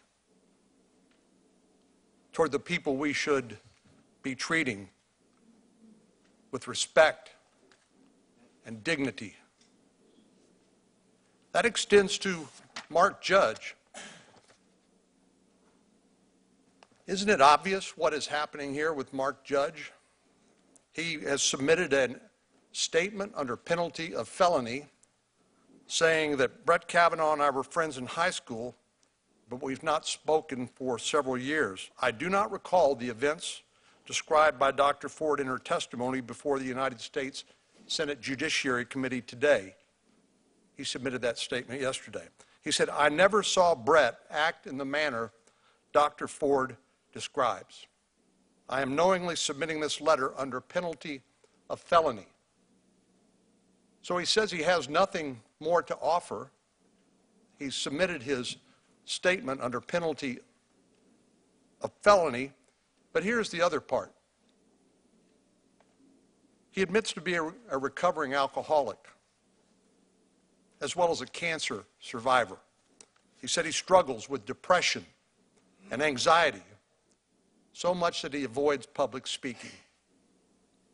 Yet our colleagues across the aisle believe that the appropriate course of conduct is to drag Mr. Judge into this circus-like atmosphere and to subject his battle with alcoholism and addiction to public investigation and scrutiny and ridicule. That is cruel. That is reckless. That is indecent. So, Mr. Chairman, in conclusion, I believe this is a calculated effort to delay the vote. I think the evidence all points to that. And the longer we go without voting, it's clear to me that people like Mr. Avenatti and others eager to get attention and willing to peddle the most salacious, uncorroborated, outrageous allegations against this nominee, that we'll continue to see more of the same.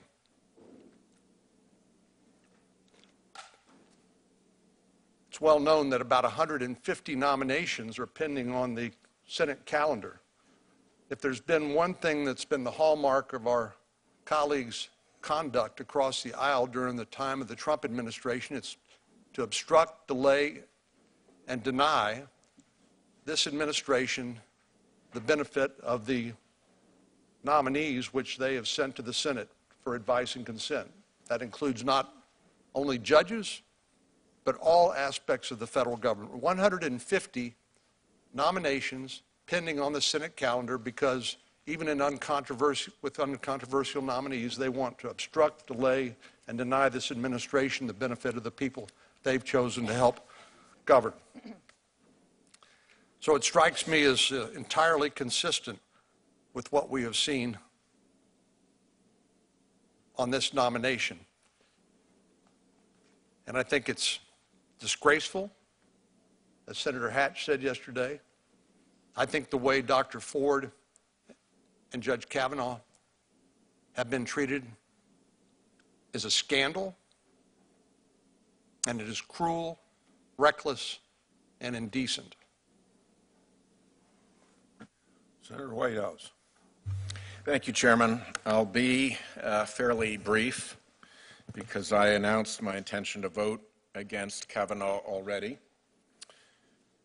Judge Kavanaugh has an unpleasant record, both of associations with and rulings for a powerful array of activist Republican special interests, to whom he gives a 90% win rate. The Supreme Court has an equally unpleasant record of 5-4 partisan rulings for those same big interests. Not 3 or 4 times, not even 1 or 2 dozen times, but under Chief Justice Roberts, 70 times, all 5-4 partisan decisions. The court is flying all the warning flags of a captured agency, dancing to special interest tunes and rampaging through precedent and principle to get there. This will be a disaster for the court, and I believe Kavanaugh will contribute to that disaster. His partisan screed yesterday was telling. As to yesterday, let me be frank. I believed Dr. Ford. I may be wrong, but I believed her. And I believe Kavanaugh dodged and dissembled, ranted and raved, filibustered and prevaricated. I did not find him credible. I don't believe boof is flatulence. I don't believe the Devil's Triangle is a drinking game. And I don't believe calling yourself a girl's alumnus is being her friend. And I think drinking till you Ralph or fall out of the bus or don't remember the game or need to piece together your memory the next day is more consistent with Dr. Ford's and others' testimony than his own. If Dr. Ford's, I hope we can all agree, Kavanaugh has no business on the court. And I, for one, believed her. But set aside my own belief. As a prosecutor, I am horrified at what the committee has done. Terminating the FBI background investigation before these new allegations were even considered. Doing partisan interviews by partisan staffers declaredly determined to force the nominee through. Letting Kavanaugh's alleged accomplice in the assault, the guy in the room with him when it happened, get away with a lawyer's letter and no testimony, no cross-examination. The lawyers in the room will know the reverence with which Wigmore is cited as legal authority in decisions across the country and for decades. Beyond any doubt, he wrote, the greatest legal engine ever invented for the discovery of truth is cross-examination. Mark Judge is in hiding instead of under subpoena, and that greatest legal engine has been deliberately disabled in this matter. Let me have one example of where investigation might help.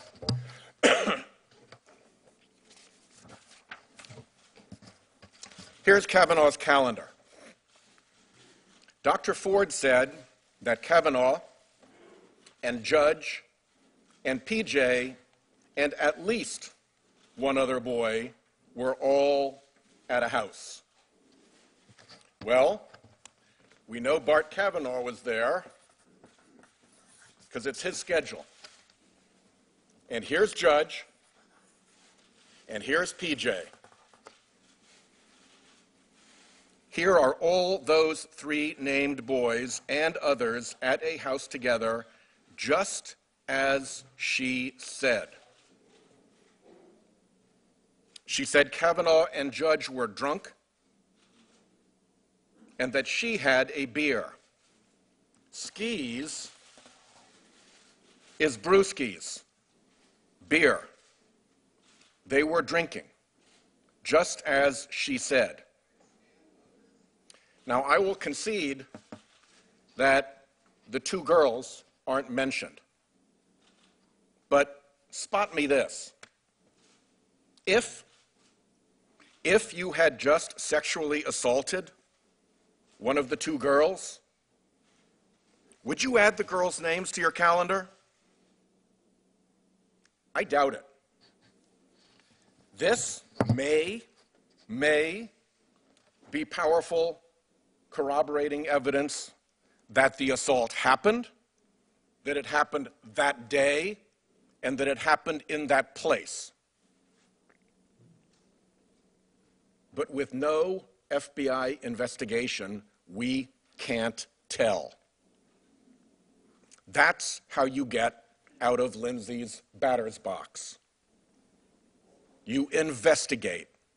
It's the least thing a sexual assault victim is entitled to when she comes forward. The FBI could interview all the attendees, not just to obtain simple denials, but to cross-check and see if the stories add up. The FBI could see if the house matches the locality and description Dr. Ford gave. The FBI could inquire after and pursue other corroborating or exculpatory evidence. It's what they do. Anybody who has done any serious investigation knows you don't stop just with witness statements of interested parties. You run down corroborating and impeaching evidence. You check and cross-check. You ask and go back again. You do the basic blocking and tackling of investigation. Partisan interviews by political staff predetermined to clear the nominee just aren't the same as real investigators doing real investigation and corroboration. I don't think this has ever happened before in the history of background investigations. Closing out the background investigation without investigating new, credible allegations. You cannot tell me Ms. Ford's allegations weren't credible. They were credible enough to get her before the Senate. And yet she was not given the most basic, decent thing that a witness or victim could be given after they come forward: sincere or thorough investigation. Closing out the background investigation without investigating new, credible allegations, not any of 3 allegations, all from women demonstrably in Kavanaugh's social circle. Look at this ridiculous letter from the other alleged assailant in the room. And it's equally ridiculous, yesterday's fig leaf, I guess you'd call it, where the same statement is repeated, just this time with his signature on it. And ask yourself, do you think investigator Kavanaugh would have tolerated letters like this from the third person in the room had there been one with Mr. Clinton and Ms. Lewinsky? Never in a million years. And yet this is what we're supposed to satisfy ourselves with in this matter. It is preposterous to anyone who's ever done serious investigation. Yet this is what we are left with. We have done a botch of an investigation. Over time, I expect the facts come out. They have a way of doing that. Cover-ups never last. The sand is running through Kavanaugh's hourglass. And I pledge whatever I can do to make sure that the truth of his conduct is ultimately determined. Setting aside this botch, we go back to a Supreme Court far too often dancing to the tune of a handful of big Republican special interests. Big Republican special interests funding the Federalist Society that is now picking Supreme Court nominees. Big Republican special interests using the unlimited dark money power the Supreme Court gave them to mount TV ad campaigns for Supreme Court nominees. Big Republican special interests funding frequent flyer amici, so-called friends of the court, offering constant instruction and encouragement to the 5 Republicans on the Supreme Court, and big Republican special interests on the winning side of those 70 5-4 partisan victories, the fruits of their political labor. People are catching on. The record of this is undeniable. And as I said, it will be a disaster for the court. I yield my time. I think I should try to clarify about the calendar that Senator Whitehouse put up there. The entry has 6 boys listed for July 1st, 1982. It says go to Timmy's house for skis with Judge, Tom, PJ, Bernie, and Squee. Dr. Ford said there were 4 boys there. The counter entry lists 6 plus Kavanaugh. That's 7. That's the wrong gathering. 2 allegations made by my colleague are incorrect. First, I never terminated an FBI investigation. I didn't have any authority to open or close an FBI investigation. The FBI considers this matter closed.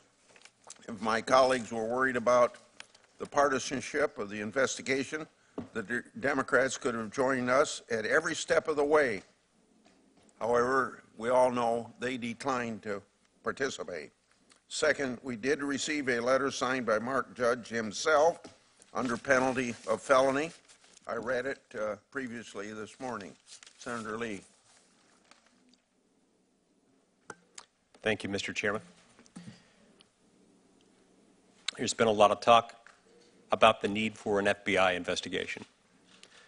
There are many of us who wish that that's where this would have begun, as it should have begun, as it could have begun had these letters been handed over to the FBI with the request that they be investigated at an earlier time, as early as late July or early August.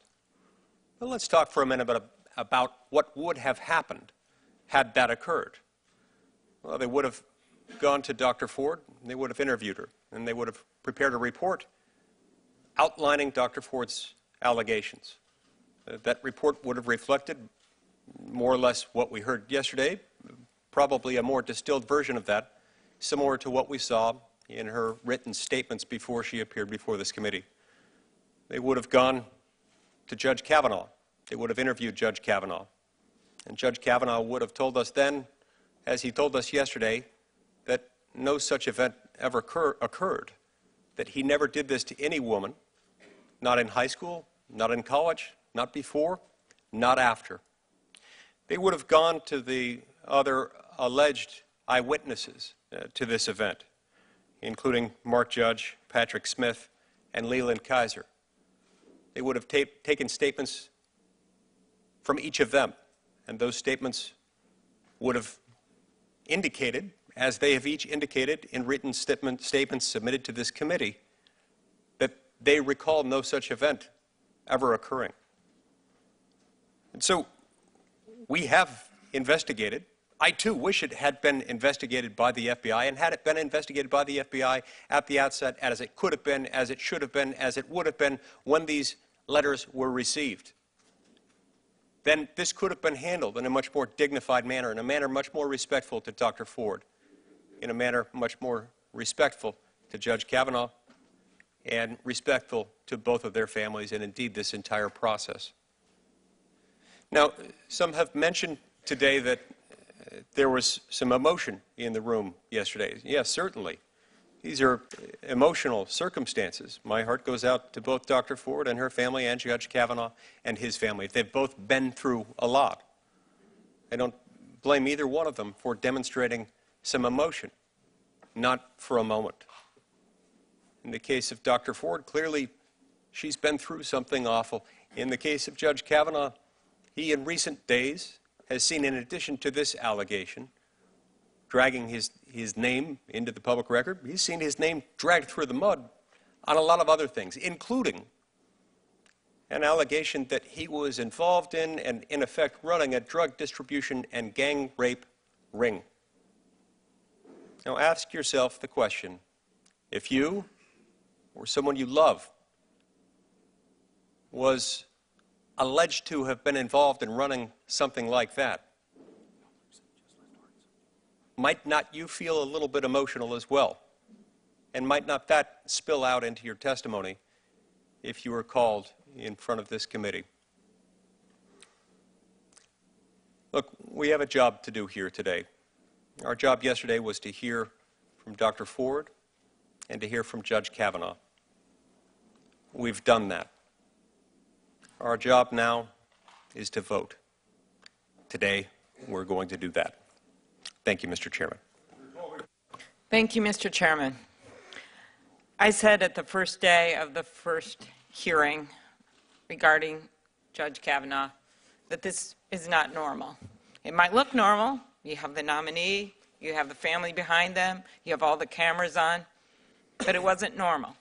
It wasn't normal because this nominee was handpicked by a president who, in just the last week, has gone after his attorney general, threatened to fire the deputy attorney general who's overseeing a major investigation, a national security investigation, handpicked by a president who's constantly undermining law enforcement, constantly undermining the FBI.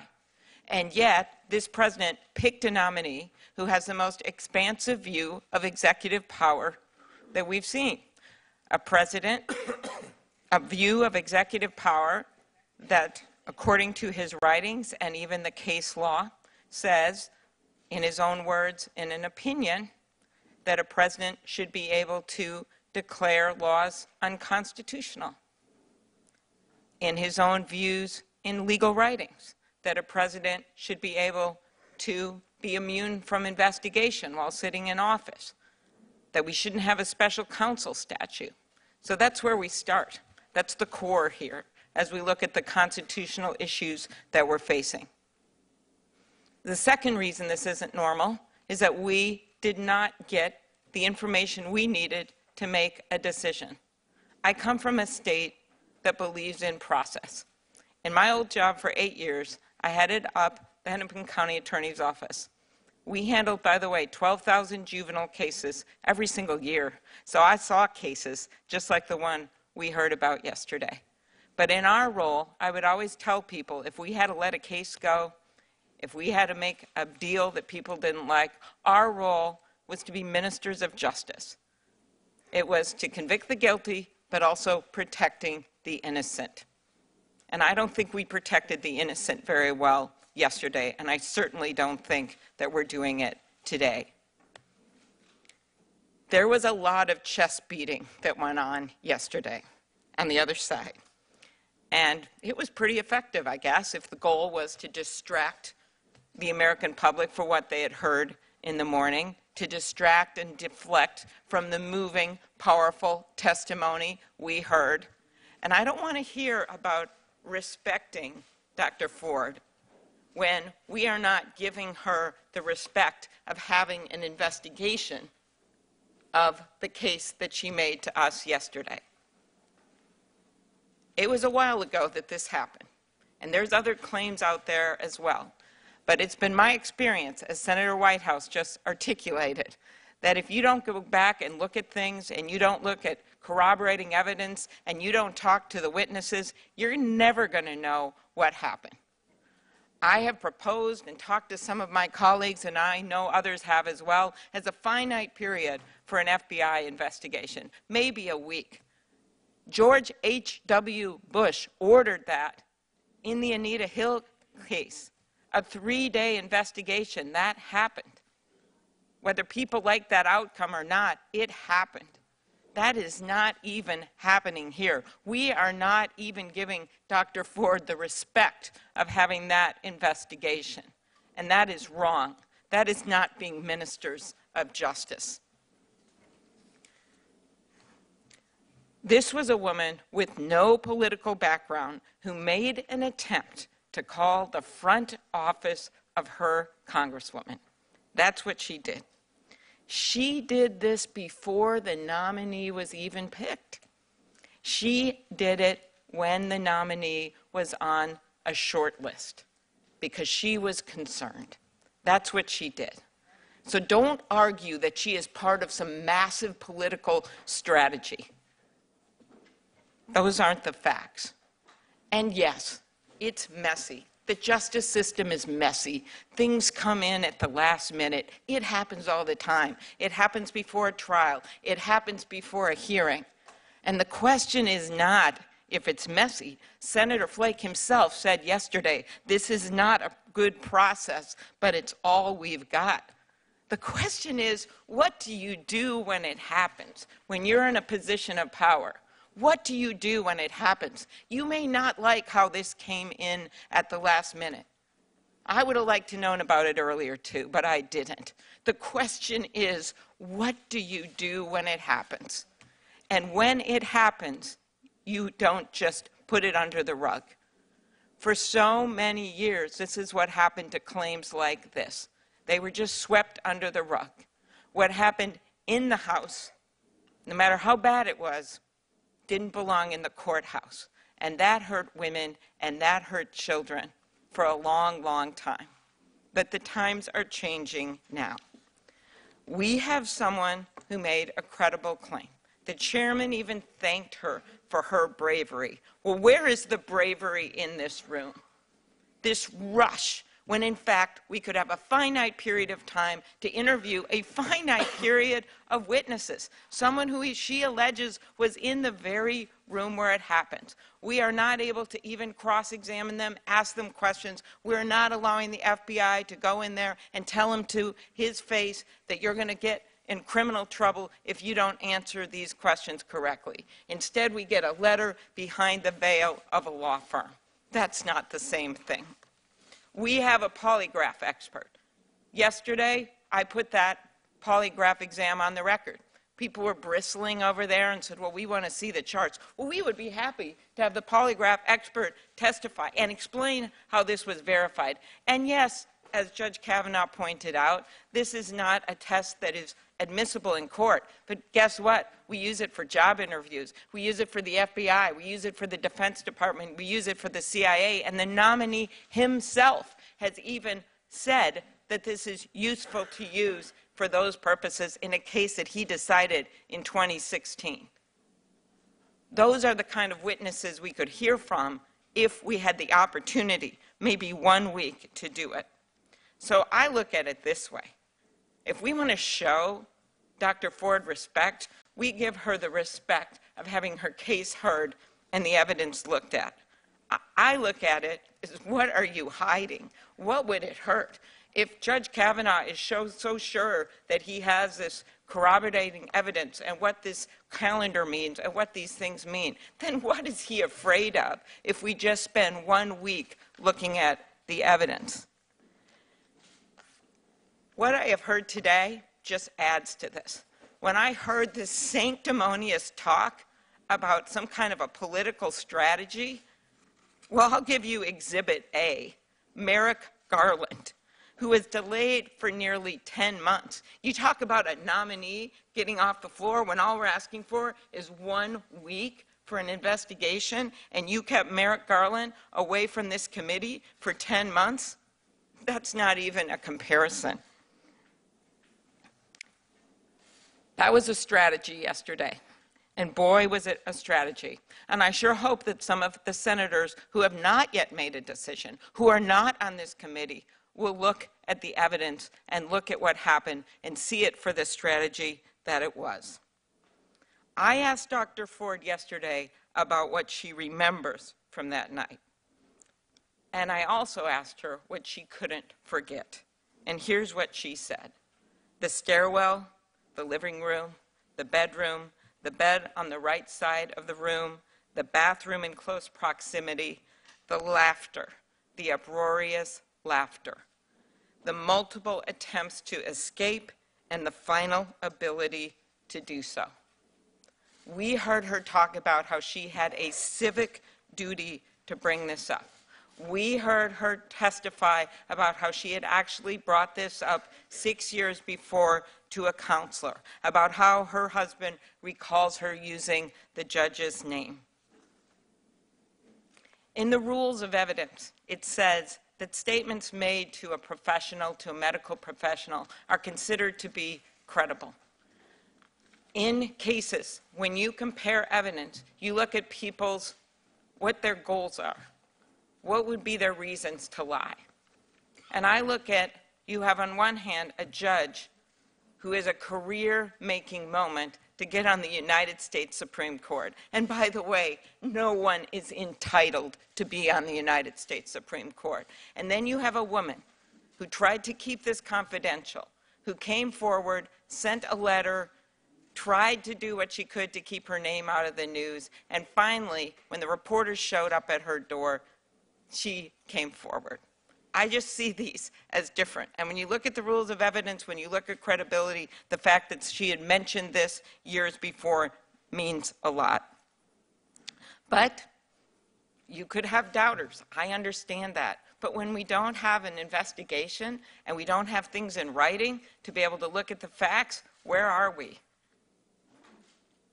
I have been on this committee for a number of years, and I have been briefed on FBI background checks. And a number of times, and my colleagues know this, nominees withdraw because of what is in those background checks. They pull their names out. The press never knows it, but it happens. Or sometimes we're presented with some information that's not public, and we have to make a decision. Well, does this drug use amount to something that should keep this person off the bench? Does looking at this website amount to keeping this person off the bench? These are things we've actually considered. That's the kind of information we get from those background checks. And I think it's a good thing, because not everyone needs to be dragged through the mud. Things are contained in a background check. May we have order?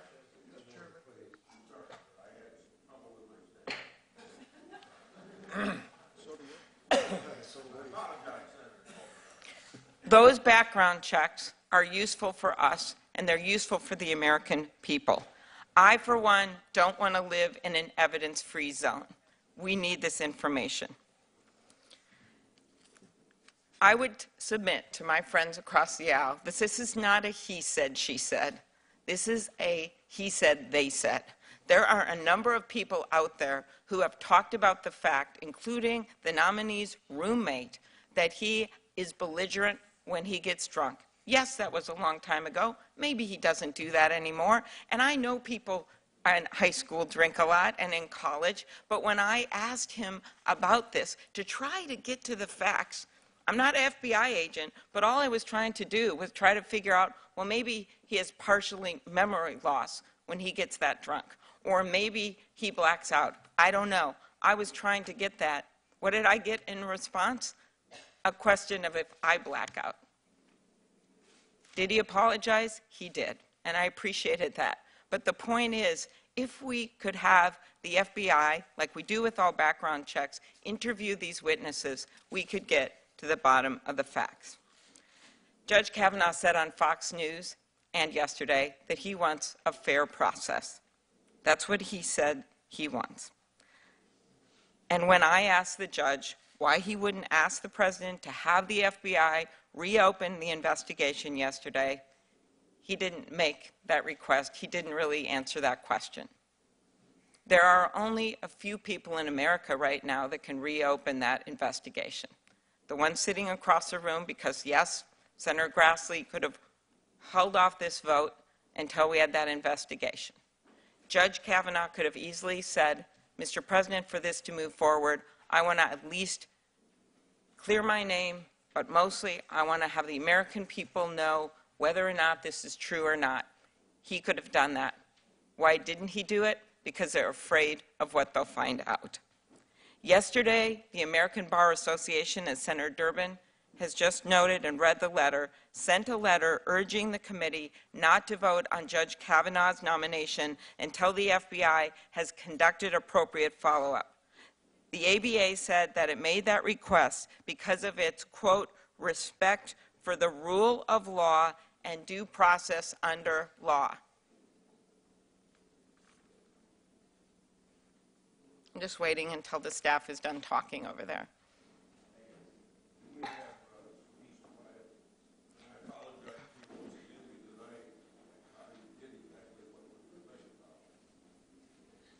The ABA said that it made the request because of its respect for the rule of law and due process under the law.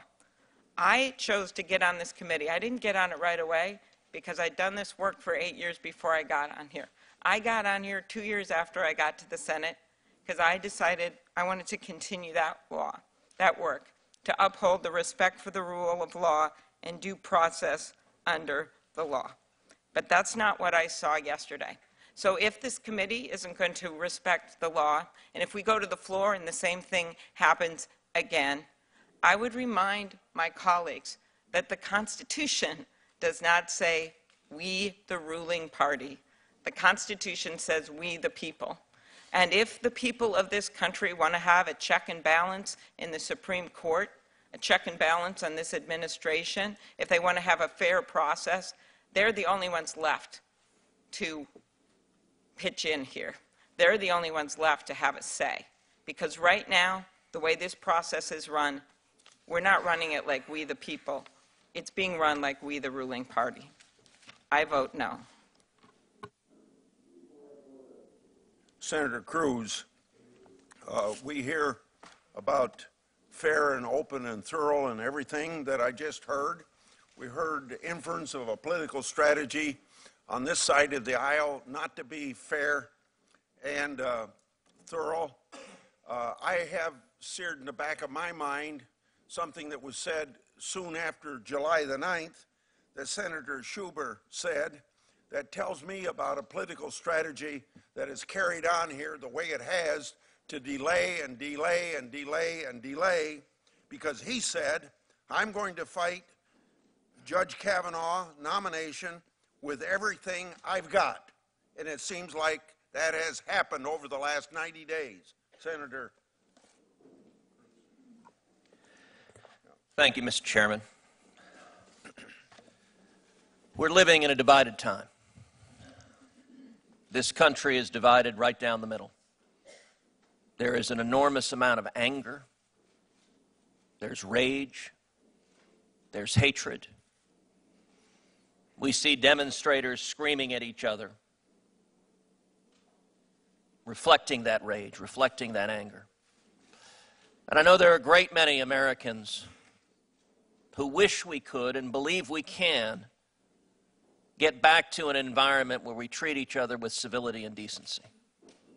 Get back to an environment where, yes, we have policy disagreements. We disagree on what the right legislation is to pass. And we even have vigorous debates about what the right policy is. But we do so in a context that respects each other, that doesn't demean the humanity of each other, that doesn't attack the character and drag people through the mud. The politics of personal destruction that we have seen on display in recent days.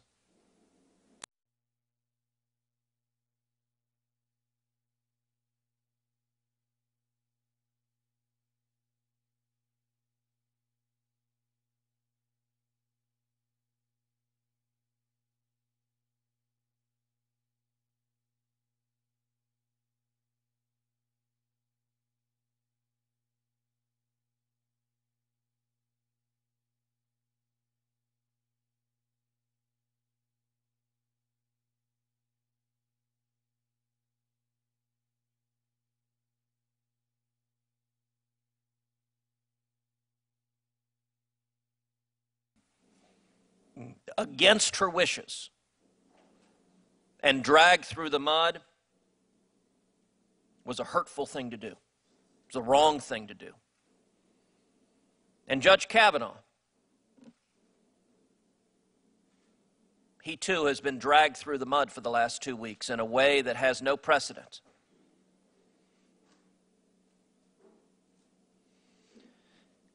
In our polarized society we live in today, it's almost tribalized, where half of us wear one team's jersey, the other half wear the other team's jersey, and everything we see through the lens of our jersey. So it would not surprise me if across the country, a significant percentage of those on the Democratic side of the aisle saw yesterday's testimony and concluded he must be guilty. And it would not surprise me if a very significant percentage of those on the Republican side of the aisle saw yesterday's testimony, the same testimony, and concluded he must be innocent. One of the consequences of that, Judge Kavanaugh talked about how these smears and the many that have been leveled against him in the last 2 weeks, how they have, as he put it, destroyed his family. To some, that may sound like hyperbole. I don't think it is. Judge Kavanaugh has 2 young daughters, a 10-year-old and a 13-year-old. For the rest of their lives, their daughters will go to school, will interact with people, many of whom are convinced